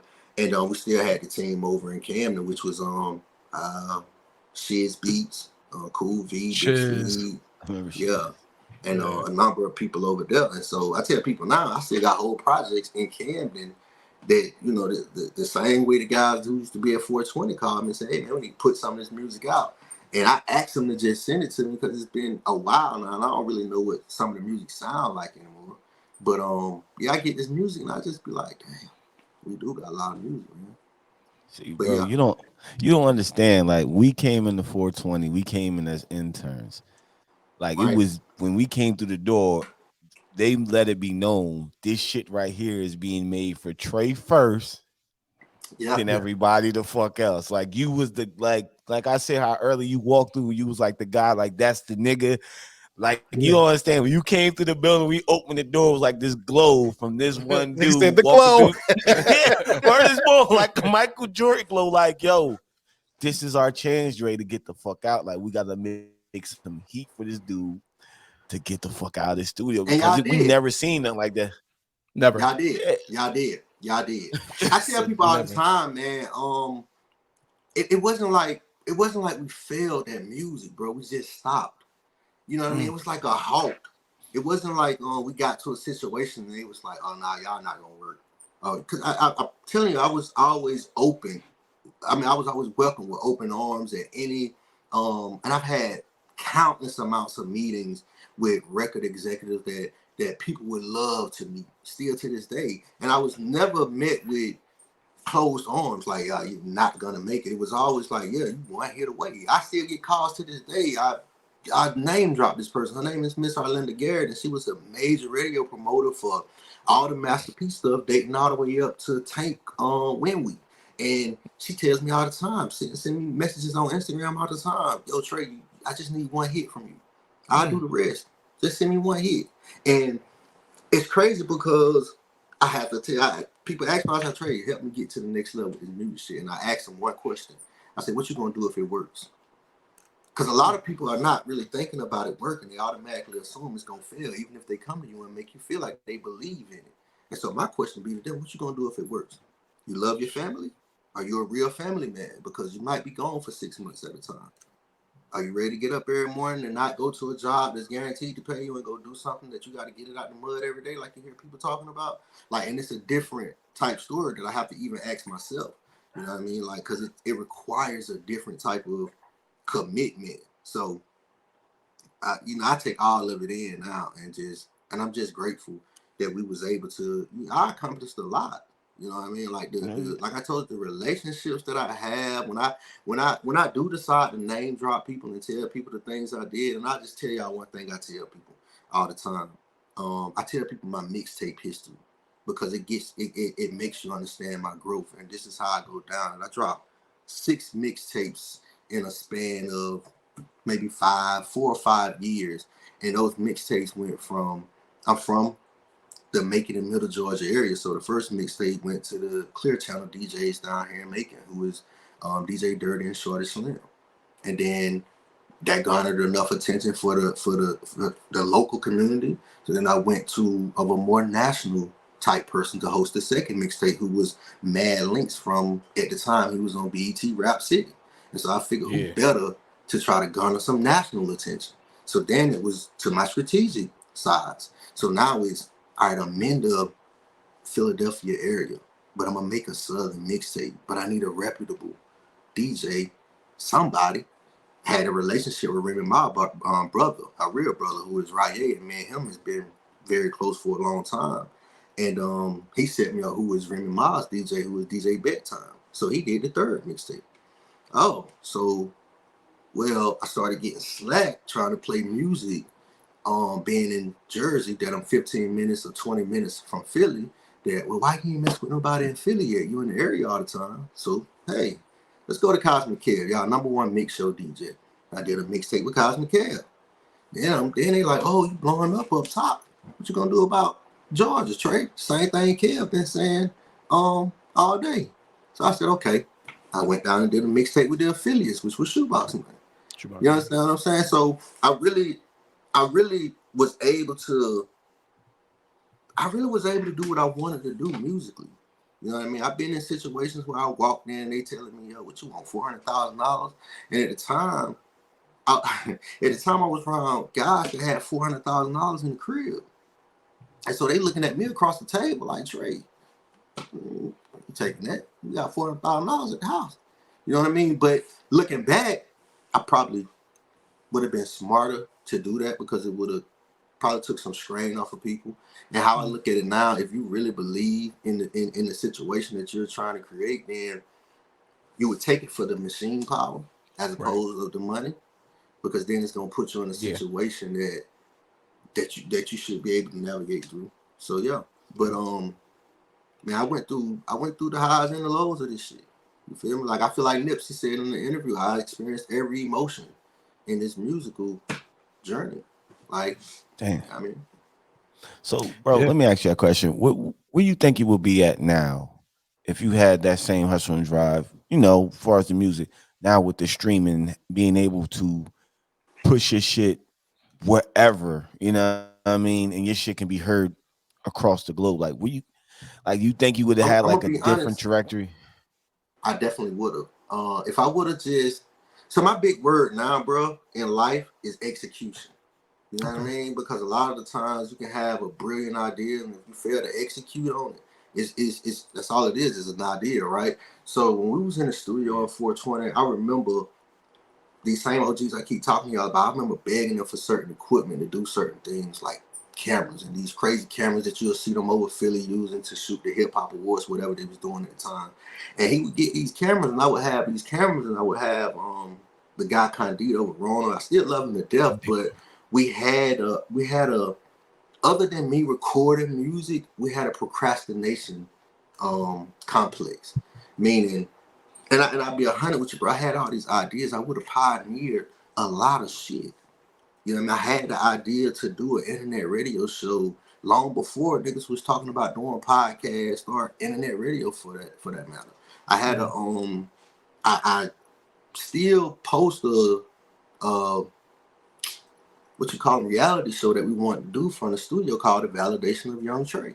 And that's ultimately what that was, the validation of Young Tre. And the reason why we call it that was because I was going to let you watch me become validated. I don't know where the validation was going to come from, but what I felt like was if I put the show out and show y'all the making of a label, the making of an artist with it, like just, they still don't do this to this day.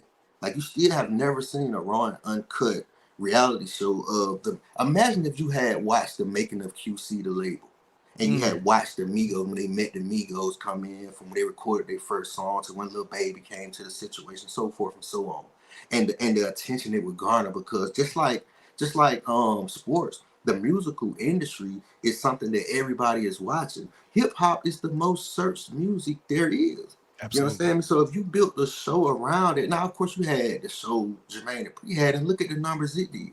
Now imagine if I gave you a raw and uncut, even if it was just on a YouTube channel, the millions and millions of views that would garner.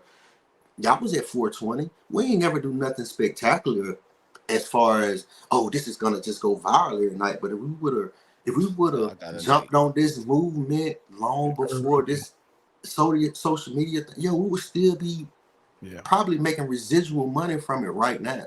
We will probably have patented a model of how to create content. You understand what I'm saying?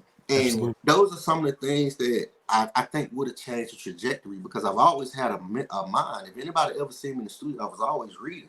Like I've always had a thing for reading, a thing for learning new shit. I want to know what's going on in situations. Anybody tell you right now, one of the reasons why I can tell you that Def Jam never put me in a situation where other artists talk about being screwed is because I never signed paperwork to anybody. Okay. No one. You understand what I'm saying? It wasn't because I didn't trust you or I didn't want to split percentages or anything like that. I wanted to understand what it is that I'm doing. Okay. You feel me? And so really for those reasons, I took a lot of time just to learn, I learned every aspect of it, y'all. I learned how to market my own shit. I learned how to not just pick records, but I learned how to make records. Like I learned how to look at D or tell Dre or whoever the case might be, yo, this is what I need. Like and if that instrument isn't right, I know how to change the instrument. And I just kind of like started to understand me as an artist and what I needed to feel. I used to tell Ben all the time, that's one of my closest mentors. I used to tell him all the time, bro, you gotta remember, you sit in the studio and critique music that I'm making, right? But I got to go on stage and perform that said music. If I'm not comfortable on stage performing the music, that means the people are not comfortable believing it or buying it. Right. So you might pick a record, but it's still based on how I feel about it as an artist. I can record a song and you could think it's a hit, and I could think it's trash. Right. You understand? And so. Those are just some of the things that I think it kind of just helped me, bro. You know what I mean? And as far as talking about the trajectories and, how we could have did things different, I see it all now, of course. But at the time, first of all, it was a long time coming. You feel me? Because now we're talking about being several years in and going through, like I said, the highs and the lows of it. And just trying to understand more. Just trying to understand everything more. Like I was growing up, I was meeting women who was no longer just, flybys. They was like sustaining in my life. So now you're talking about adding family dynamics.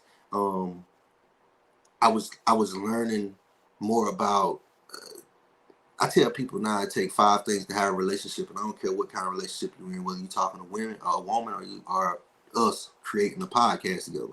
And I tell people the 5 things is trust, respect, understanding, communication, and then love. And you can't get to love without having the first 4. And I think in that relationship, the trust was kind of broken.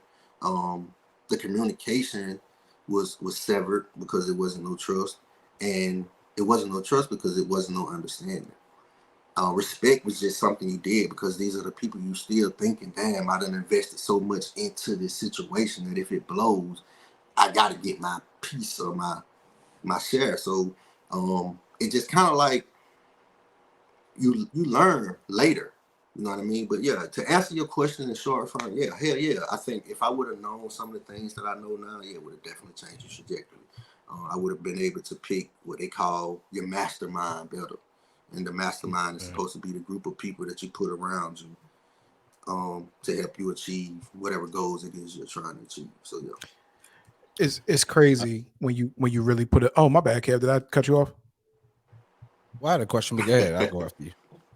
Sorry, because I was just gonna make a statement. Good. I feel like it's crazy. My bad, bro.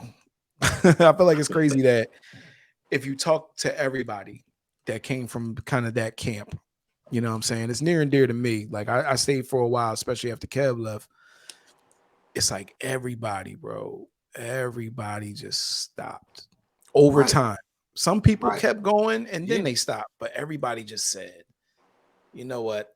Yeah, I fucking had enough. I tell people all the time when they ask me about music. I stopped maybe 2.5 years ago.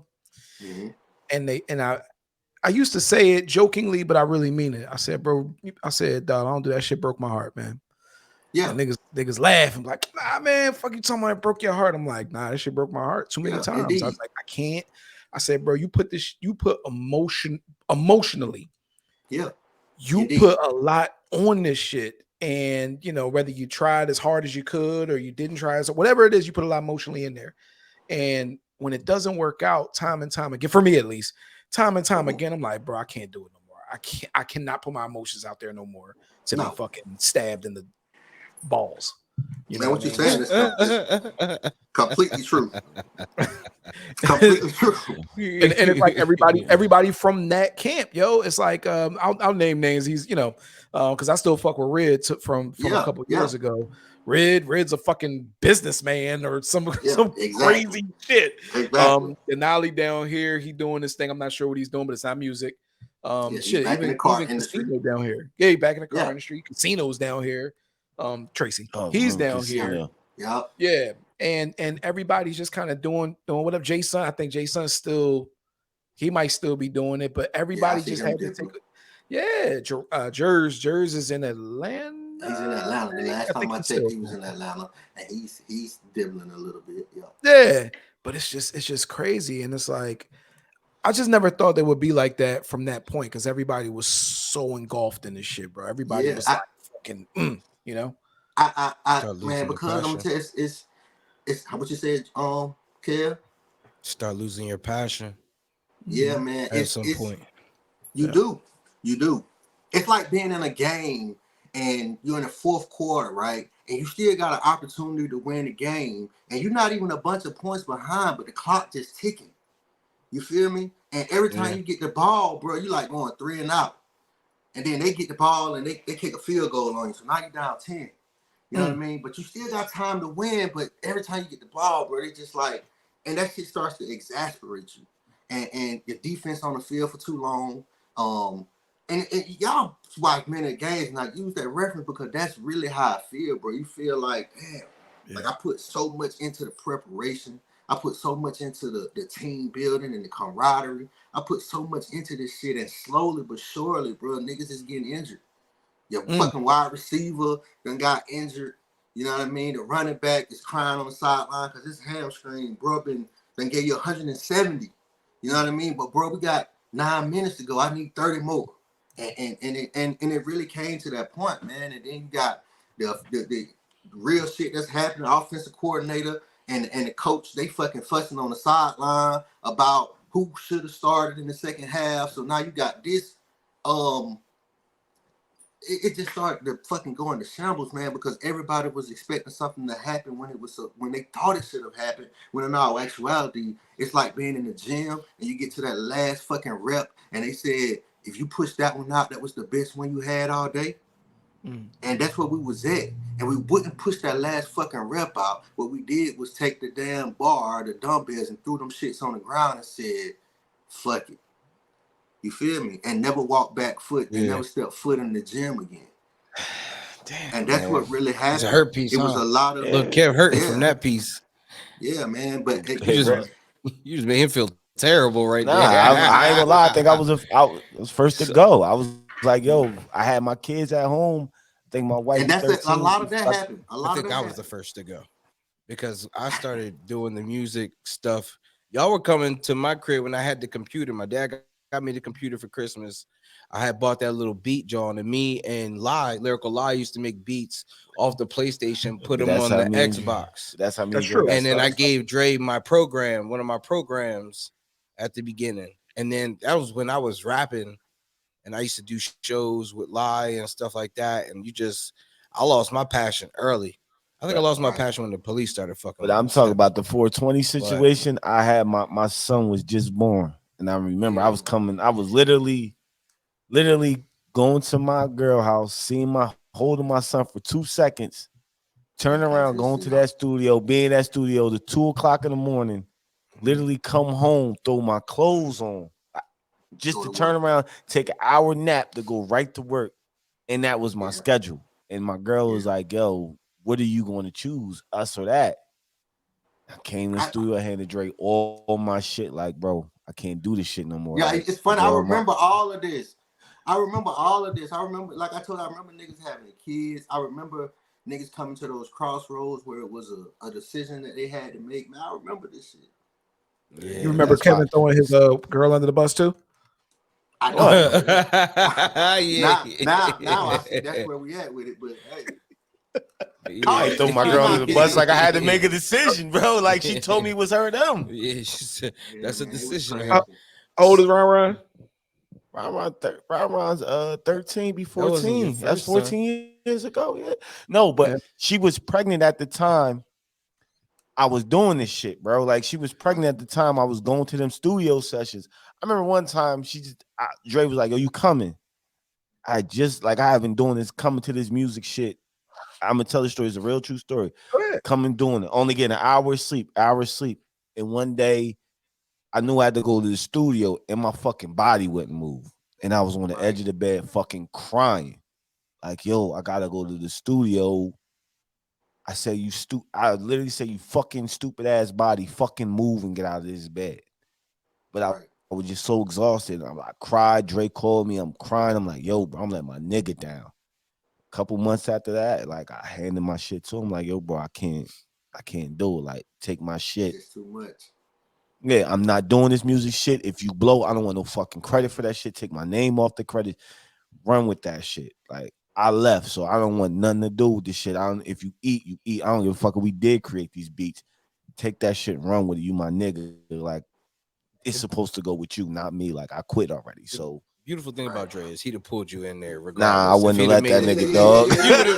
You got dragged into that. But I wouldn't have let my nigga do that shit to me, dog. With everything that you know now, learning everything that you've learned and going through all of your experiences, and this is like a two-part question. Okay. What is your fondest memory or time period where you were going through this music shit and it was just like every day felt like it was sunshine? And what was one of your most regrettable moments? One of my most regrettable moments, I'll start with that, is probably shit. It's probably later. You know what I mean? Like I guess like losing some of the people that I spent a lot of the time in this music with. Like, I don't know if y'all are aware, but one of the guys who used to be at the studio a lot, name was Bleak. Me and him was very close. He ended up getting killed in a home invasion. DJ Ant Live, who actually started with me from Camden, had the Educated Thug music, did a lot of stuff with Peter Crack. He ended up dying from cancer not too long ago. Yep. Those would probably be the hardest moments because, like I told you, I grew up with these people. So when I see, like I had a brother who's been in the studio with me all the time, Chelly Cho, got involved in an unfortunate situation. He might be spending life in prison. So yeah, it was having these relationships with these people for such a long time that everything in it, like I told you, I remember what Dre is talking. I remember Dre having kids. You know what I mean? I can't tell you distinctly what was going on. I mean, I'm sorry. I remember Kev having kids. I can't tell you distinctly what was going on at the time, what songs we were promoting, or nothing like that. But I just remember these moments because they were significant. Like he said about DJ Red. I talked to Red a few weeks ago. I remember when he had issues as far as like spending time with his kids, so forth and so on. I remember when my brother Ben had issues with his girlfriend at the time, and she's my cousin, and she said, you know, what's up with this little hobby? And I remember them having real arguments because she calling it a little hobby. So yeah, man, listen, I take all this shit with a grain of salt, like for real, and I don't take none of it for granted. I really just I learned a lot from that period. So just the downside would be just watching some of the guys or the brothers that I grew up with or that I learned everything about. I know the kids from when they was born till them going off to college or graduating college now or getting into their chosen professions.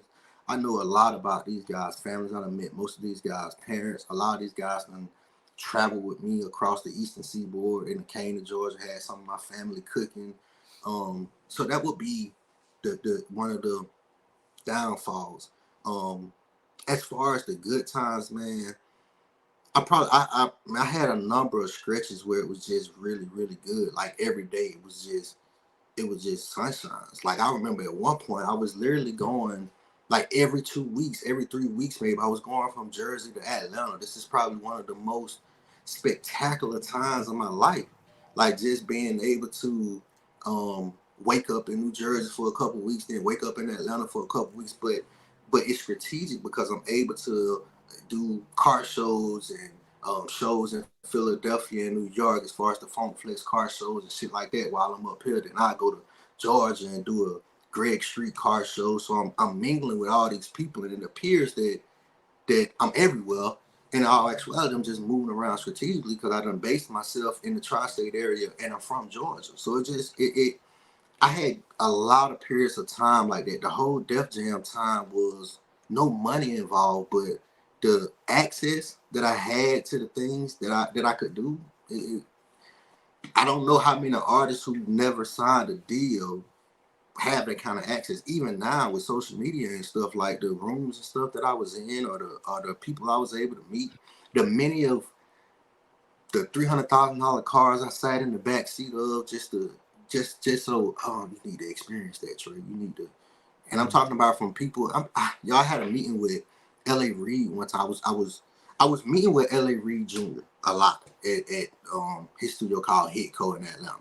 Because at the time I had a group of girls that we was gonna try and promote called the Bad Girls, and so I had built these relationships. And these girls were from Cherry Hill, New Jersey, 4 white girls, Italian girls. They used to be at the studio all the time. D. Simone was their last name. I remember. Yeah, the Bad Girls. And so I had built this relationship. So I used to go to Doppler Studios in Atlanta. Doppler Studios in Atlanta was where Akon recorded it.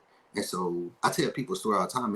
I met Lady Gaga before they decided to name her Lady Gaga. And we were sitting in the studio and we're talking to them about Bad. I had a relationship with Blue, who was Akon's brother. Blue stayed at my house several nights while I lived in Atlanta. And so I had this relationship with Blue. And we was talking about signing these girls and everything and doing this situation with them. And it just helped me in a lot of situations as far as build relationships. And the experience gave me an understanding of how the music game worked.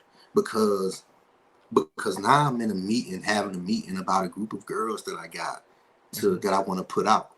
And so now the conversation is different because I'm not talking to them about me as an artist. You know what I mean? So now everybody's trying to look at this situation and figure out how is it advantageous for everybody. You know what I mean? So in that sense, you start to learn different terminology and different things to do that ultimately help with my own career, because you telling me the secrets on how to put out a group, because we're both going to be equally beneficiaries of this, which in turn helped me. You know what I mean? So I had some great space. I had a time where I spent several weeks in New York messing with Five Mics and my dog Rye. Like I tell people, I went on an unconventional tour of New York City. So for the kid who came to Camden, New Jersey at 18 years old, who told y'all I probably had 5 New York albums, I went to New York and was able to really like go to New York. You know what I mean? Like, Young Tre, there go Marcy Project. Hey, this Queensbridge. You know what I mean? They actually took me around and showed me all the different parts. I was able to stay in Brooklyn. Like I told you, I recorded in Quad Studios. I had a meeting in every major record label in New York. And so my line, when I say if I can make it from here, I can make it from anywhere, it's probably in retrospect too, because I'm still the kid from a small town in Georgia, and I never thought I would be. And I used to. I'm a person who savor moments. Now, a lot of people don't know how to do that, and so I use the podcast to use it as a teachable moment. I'm gonna tell y'all people right now, you should savor moments. And what I mean by that is when you take a vacation, they say you decide to treat yourself and go to Hawaii. How you savor the moment is when you get there, you remind yourself, because we like to say, damn, that time went by quick, vacation over it already. So what I do in any situation in which I'm already going into the situation knowing it's going to be a pleasurable one, I automatically tell myself as soon as the situation begins, so that I don't rush through the situation anticipating the excitement of it. You're in Hawaii, or you just walked into Universal Records and you're from Dooley County, Georgia, Tre. Take it in. And so I do that, and I savor moments. You feel me? So I've been to all the record labels in New York. I've been, you know what I mean? Man, so as far as the good stretches, I would probably say from beginning to end, minus the bullshit. I learned so much, bro. I met so many great people. I got a partner in Atlanta right now. His name's Snakes, and he called me on a regular basis, and he says to me, Tre, you're probably the only artist I know that don't have to walk around looking over your shoulder. I ain't never seen you wrong nobody. I ain't never seen you snitch on nobody. I ain't never seen you owe a nigga and not pay a nigga, or a nigga owe you and you trying to, you know what I mean, extort him or nothing like that. Because I'm gonna be honest, like I told y'all from the jump, this is one of the situations or one of the areas in life where I'm completely confident in. It's the 92 bricks had to crawl back. I feel like that situation. You know what I mean? Like I feel confident, like Jay felt with that. Like, nigga, I lost 92 bricks. I can crawl back from this. So I'm the nigga in hip hop or in music. I feel like at any time, yeah, I lost 92 bricks, but I'm a bounce back. You heard me? So I would say all of the stretches was good, minus losing a few people that was very integral to my growth, and and the bitter side of it, it just not prospering to exactly where I wanted it to go. Okay. All right. Talk about Know My Art. Know My Art is really like a maturation of Young Tre. You feel me? And I like to call it the illustration of culture and art, because that's what I feel like I evolved to. You know what I mean? I'm with y'all now. I like the podcast idea. I like art, period. Like the movies, I like anything that's artsy, basically. So Know My Art is basically that. It's my name backwards. A lot of people don't know that. My name is Tre Munn, and it's my name backwards. And one day I was on Facebook, a bit all the way literal with y'all, and see somebody's name on Facebook, and it's weird as hell. And I'm looking at the name, I'm like, why the fuck is their name backwards? And in my mind, I'm a doodler type person. So if I'm sitting in a meeting, or if I'm just waiting on some shit to happen, I got some pen and paper. I prefer to have pen and paper because I'm a person, I like to write down a lot of ideas and shit. So I started doodling my name backwards, and the shit said Know My Art, and I immediately went and bought an LLC for it. Oh shit. It just made sense to me. Come on, man. Where the podcast at, dog? I'm working on it. y'all really just motivated me to go ahead and put some things out, because I've done all the groundwork, man. You know, me, you just had a good conversation a few weeks ago about some of the final steps I need to put in place. And so that's what I did, man. But I'll be honest, Know My Art is kind of, I got the barbershop under Know My Art. So I have a barbershop that I open. And I'm trying to help grow that to a point where I'm really not needed, so to speak. So that's where I'm at with that. And I use it as a scapegoat. I'm gonna be 100, which I use it as a scapegoat to not do some of the other things that I probably should be doing. But I've been very mindful of that lately, so I could just go ahead and really do what I need to do, man. But like y'all said though, bro, I be a little bitter about the music shit, and sometimes I'll be honest, I get in my feelings, man. I'm still a person. I'm going to go to Billboard and check the top 10 records for the week or the top 100 records. I'm still a person. I'm looking at who the hell winning Grammys and why I don't see certain artists doing nothing, but they got walked away with a Grammy or got a Grammy nom. And like that was the things I aspired to. I'm the rapper that wasn't out here telling y'all, yeah, I'm from the streets. And you come and find out GA71, man, it's still the same, but I'm not the rapper that was telling people y'all don't rap. Nah, I'm a musician, bro. I just happen to be from the streets. You understand me? Like some niggas want you to be like, yo, I'm a street nigga. I don't rap. Nah, bro, I'm a musician. So a lot of the shit that happens in the music world, bro, it fucks with me mentally. I ain't gonna even lie to you. I watch interviews. But I have no hate and bone in my body, and that's the shit that bothers me mentally because I'm the person, right, where you can look at a business and say, damn. Where you can look at Diddy and say, damn, he screwed over all those artists. And I'm also the person that can look at the business side and say, damn, all those artists should have read contracts better. You understand what I'm saying? Yeah. Because it's a side, it's two sides to every coin. So I be looking at shit like that, and I have to be honest with myself, man. Like, Wow. But yeah, but the podcast is coming. Wake Up and Dream podcast. I plan to have at least 2 episodes done before the end of the month. And I will be definitely putting it out everywhere so everybody will know when it comes. Before you even ask me, I said wake up and dream, and I like to inform people. That's exactly what it means, man. I want people to wake up and dream. I want you to wake up and dream, bro. It's an action. You know what I mean? It ain't just something cool like to say. that. It's what it is. I like that. I appreciate that.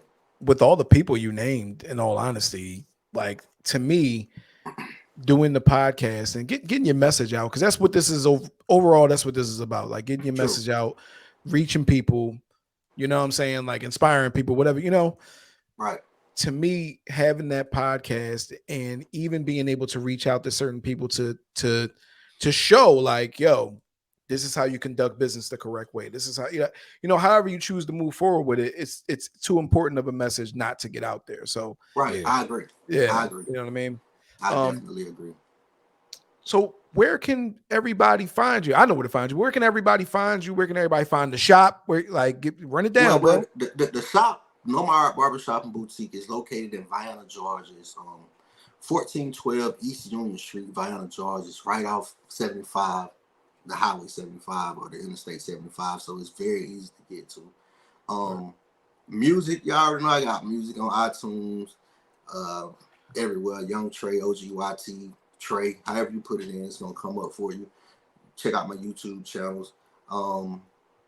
Wake Up and Dream will be here very shortly. Like I said, I'm really excited about that because I feel like it opens a different chapter for me in my life, and y'all keep me excited about the podcast game because I do try to keep up with y'all and see what y'all doing and watching y'all growth. I remember seeing y'all when y'all first started, and I was so jealous, and not because y'all did it before me, but because y'all did it right after I left fucking New Jersey. And I'm like, yo, how easy would it have been to just join their cast and be a member of the Opinionated Podcast? Because I feel like I have an individual relationship with all of y'all at different points in life anyway. You know what I mean? Yep. And so I just feel like it would have been perfect for my situation. But I will say y'all are an integral part of my influence to even try to do it. You know what I mean? To even try to keep doing it. And I see the end game for it. You know what I mean? I see where it could go. Thank you. We trying. I mean, We appreciate we it. figuring stuff out. Even 4 years into the game, this will be coming up on our 5th year into the game. We still working out kinks and bugs and trying to, we structuring stuff and finding new paths of ways of getting revenue and things like that. But we got big stuff coming up for 23. So I'm excited about this shit. It's just gonna turn out. I love it. Look, Dre moved to Florida and the show didn't stop, man. Y'all get 100. Yeah. That deserves we told him that right there. Because if Dre can move to Florida and y'all can keep the Opinionated Podcast going the way y'all got it going, that shows the dedication. Y'all one step away, man. Yeah, we're gonna be boys no matter where we move to. You know what I mean? But keeping that shit, like you said, keeping that shit together, man, that's the main thing, man. It just this podcast means a lot to all of.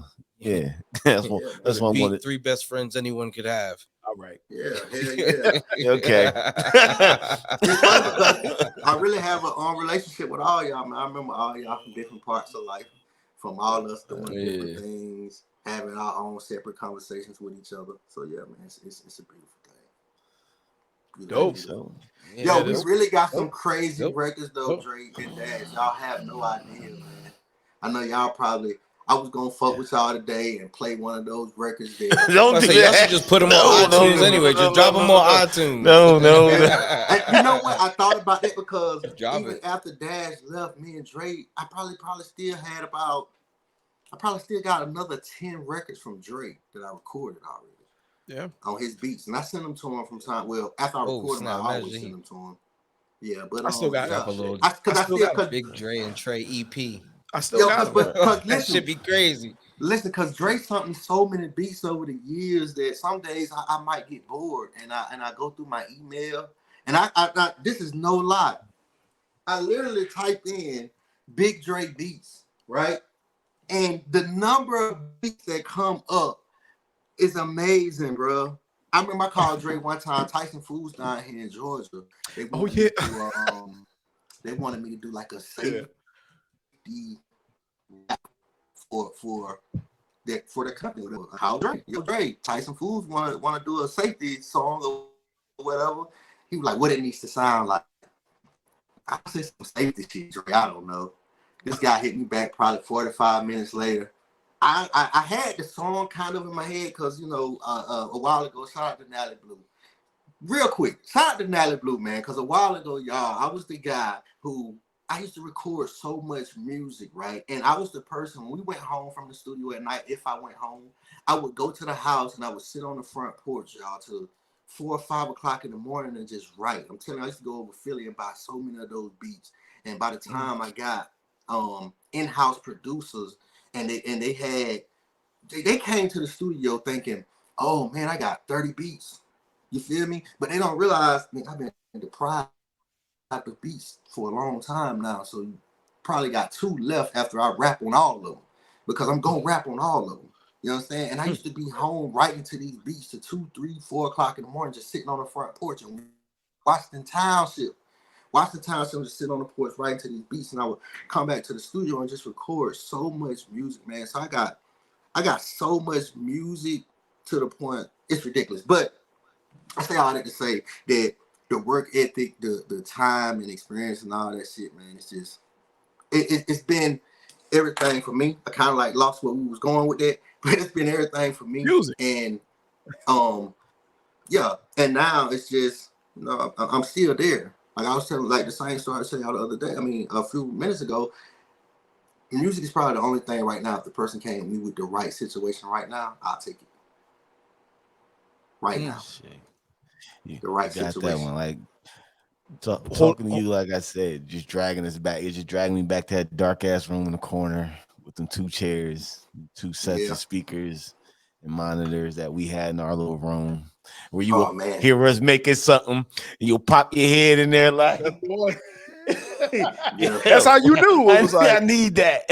And close the door. I'm like, me and Dre look at each other like, yeah, we got something. Yeah. This nigga be like, yo, we got to touch it up a little bit more. No, give it to this nigga. Please, said he wanted to please, because y'all already know. Oh, I was going with that was because I was shouting out the Nally because, again, one of the things in the North that was going on, I was so unaware of. I used to write all this music in the middle of the night, and D told me one day, Jay-Z don't write none of his rhymes down. And I'm like, what? He's like, bro, you always talking about you the best, man. You writing all your rhymes down and shit. That shit, yeah. Like, he on my head, like, nigga, you write rhymes. I'm like, tell Puncho, my brother Puncho, who was with me for a long time, he in the studio with me, and I'm baffled. Like, yo, this nigga is clowning me because I write my rhymes as opposed to think them in my head. You write rhymes so fast, man. Let me see what you do without paper. And he took me on a whole nother level to where I started writing music without pen and paper. And this is after the second mixtape. So like any mixtape after that is literally the Jay-Z way. That's what I call it, the Jay-Z way. And when I learned how to really do it, I remember producers used to come to the studio, and they used to be like, I had one producer, Mike Jers. I don't know if y'all remember Mike Jers. And Mike Jers was aware of my way of recording. And he came to the studio one day, and he was like, listen, Tre. He was like, it's okay, we can try it your way. But I'm just not sure you can write a good song without writing it. And I recorded the song for Mike Jers, and when I tell you, blew him out the water that he wanted to be at the studio every day, to the point it caused a rift between the in-house producers and him, because he wanted so much of my time just to record this music, started bringing people. And me and him have several good songs too.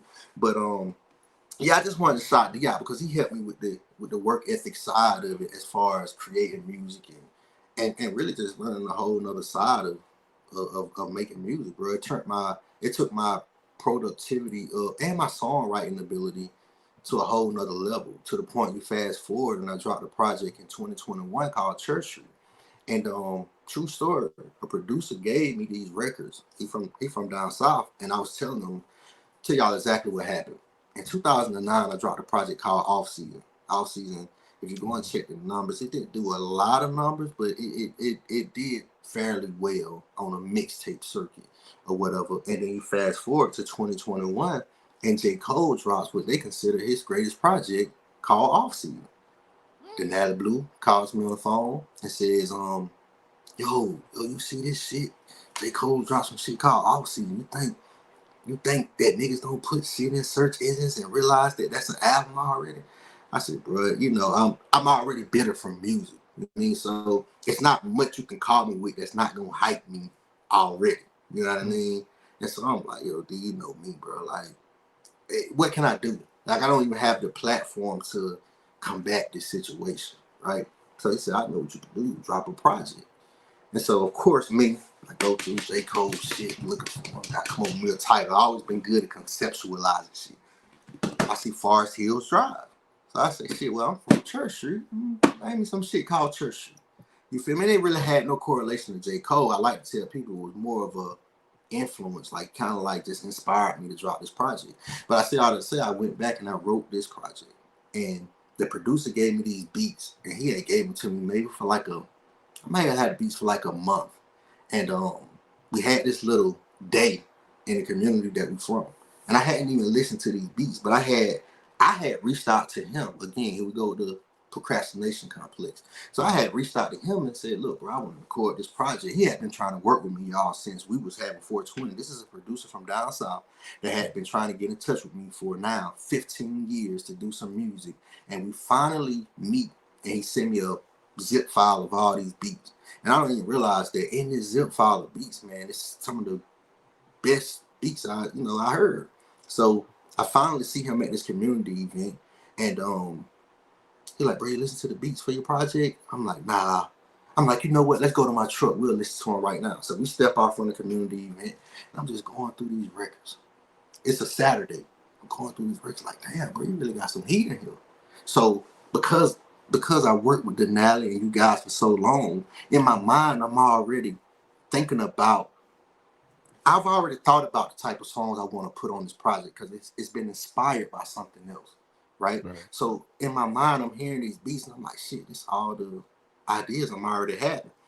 No lie, in this car this day, I'm sitting there with him and I go through about 10 of the beats. As I go through the beats, we listen to the beats maybe 2 minutes, 2.5 minutes long. But by the time the beat go off, I got the hook already. And my mind is so good at music that I can remember the hooks. You know what I mean? So now I decided in the car with the producer after not listening to the beats for a month, and I'm just sitting in the car with him. I'm like, shit, okay. So, but like I told you, I just came up with hooks and the simple ideas, some of the melodies that day just sitting in the car with him. I went home. At this point, I don't even know where I'm gonna record the project yet. You know what I mean? So I goes home and I'm like, damn, this shit is coming to me too easy. I think I wrote 10 songs in 8 hours. You feel me? Like I can't record them. And this is where life really comes in, that because you start to think back and you be like, damn, I remember it was a time where I could think of 50 songs, and as soon as I think of them, I can record them. So now I'm stuck with a dilemma. So now I gotta find somewhere to record this music. So now I done came up with the hooks on a Saturday, basically wrote the songs on Sunday. So on Monday, I'm looking for a studio to record this music at. I found somebody to record the album. I'm gonna go record the entire album in one drop. Do it on the phone, like, yo, I don't know about that, bro. A whole album? How many songs you got? I said, it's probably about 10 songs. Like, yeah, that's a lot of time. Listen, man, just let me record my vocals. I promise you, I got this. You know what I mean? Friday? Okay, that's even perfect. So now it's Saturday, Sunday, Monday. Now I'm just waiting till Friday. So by Friday come, I done rap these songs 1,000 times in my head. I thought I know exactly how everything is supposed to go. You feel me? I get to the studio on Friday. I leave. This book I done wrote every lyric into these 10 songs. I leave it at home. So I have none of the lyrics to these songs. I get to the studio and I realize, fuck, I got a camera. I got all the studio essentials, but I don't have none of the songs that I just fucking wrote. You feel me? What I do? Click into Denali mode. You know what I mean? All I hear is Denali chewing me out, nigga. Jay-Z can do it, nigga. Fuck wrong with you? Why you the weak? Photographic memory kick in. I sat there and recorded every song in that studio without having none of the paper. And they looking at me. The dude tell me, he still texts me to this day. Jack Moves, I think that's his name. I only worked with him at one time because I told you I did the whole session in one session. I did that whole project, Church Street project, in one session from 10 a.m. to probably 3 in the morning. Shit. Damn. One lunch break without writing.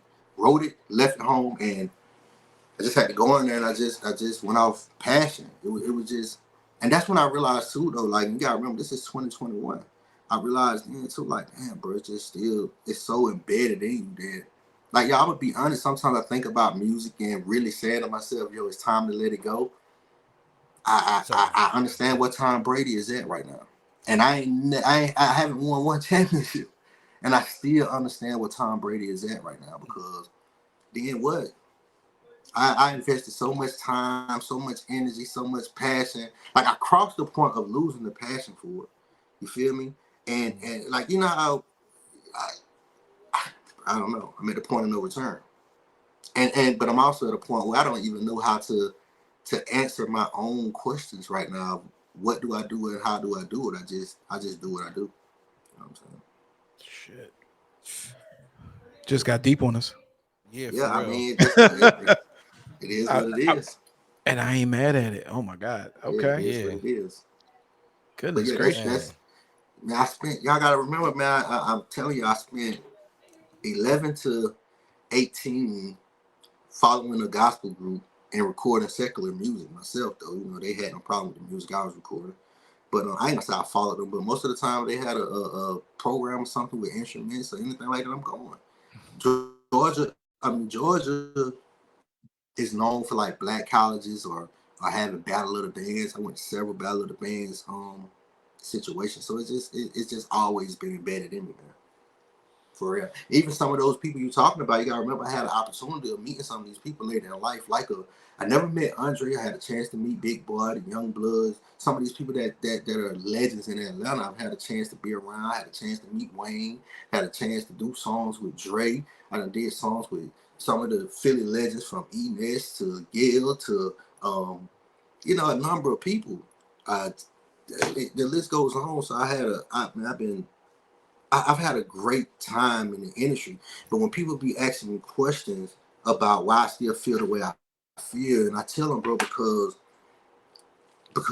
they let me enough in the door that I seen everything, and then I don't even say they pushed me. I'm gonna say I don't know what happened. Maybe somebody broke in line in front of me, but they never closed the door, so I can still see the shit. You feel me? So it's not like even the door is closed. It's just understanding what it is you need to do to walk through it. Now I do ask myself the question, like I told y'all earlier, about do you even want? Because what if it works? You understand what I'm saying? And then you start to see some of the things that happen, unfortunately, like with Takeoff or PNB Rock, and you understand like these are risks you put yourself in when you're talking about going off and making hella money, going to a bunch of cities or neighborhoods you ain't never been to. But the passion for the music always outweighs the consequences of it for me. So yeah. Word. Goodness gracious! All right, ask us that question. I was about to say you asked us that question for the podcast. What are you gonna do if it works out?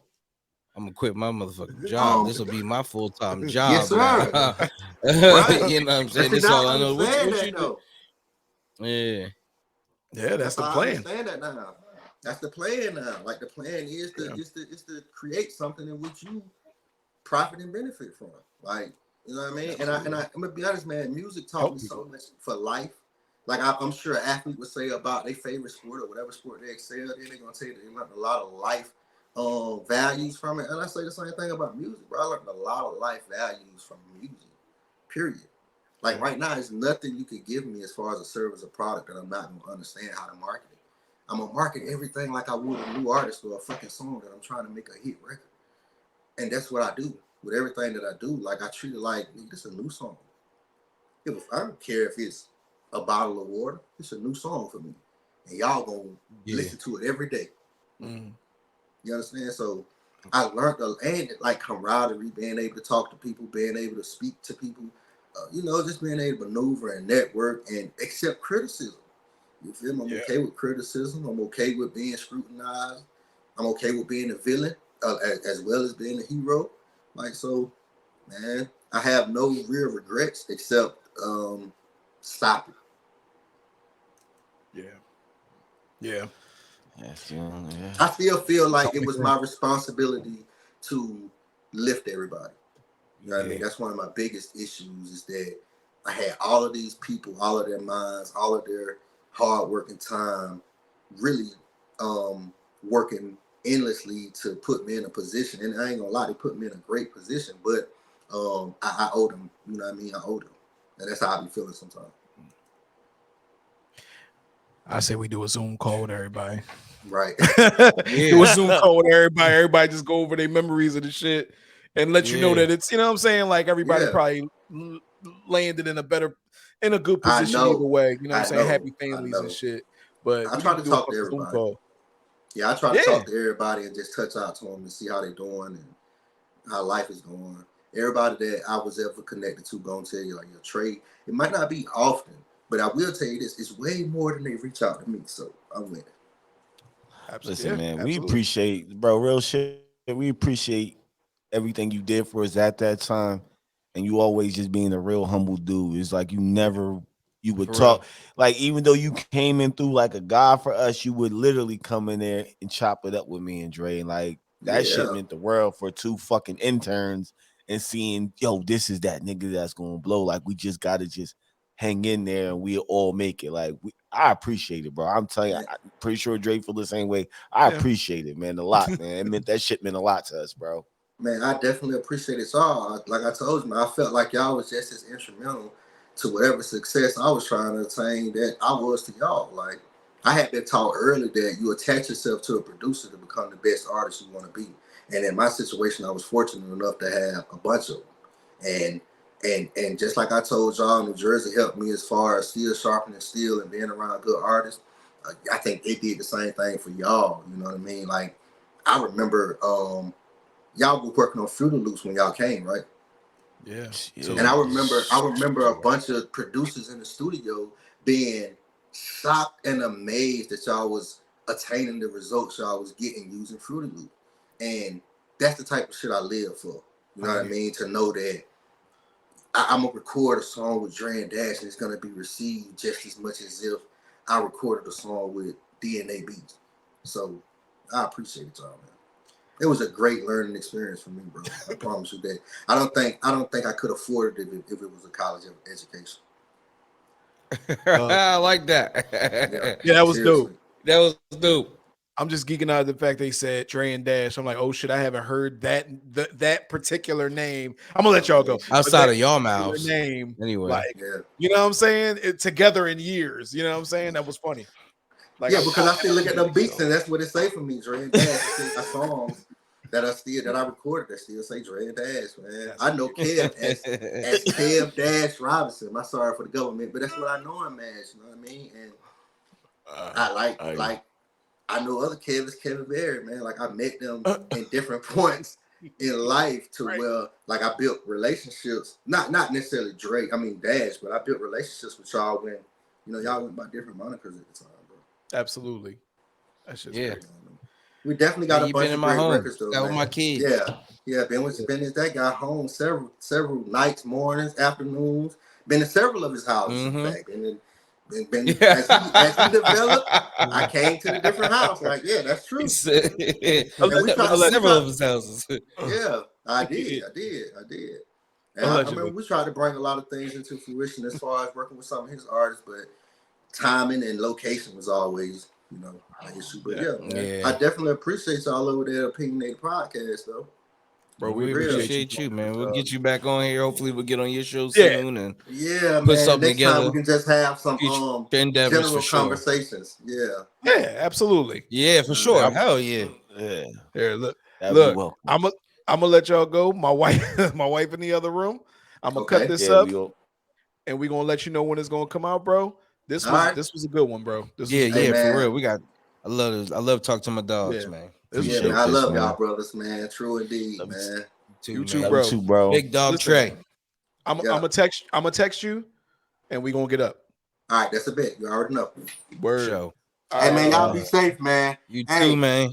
Hey, I don't know who this affect, but I'm gonna just say this to end mine. Fuck them bomb ass Eagles. Oh shit! I'm done. Oh shit! I'm done. We Niners fans over here. I'm done. Hey man, I love y'all, man. Peace out, bro. All right.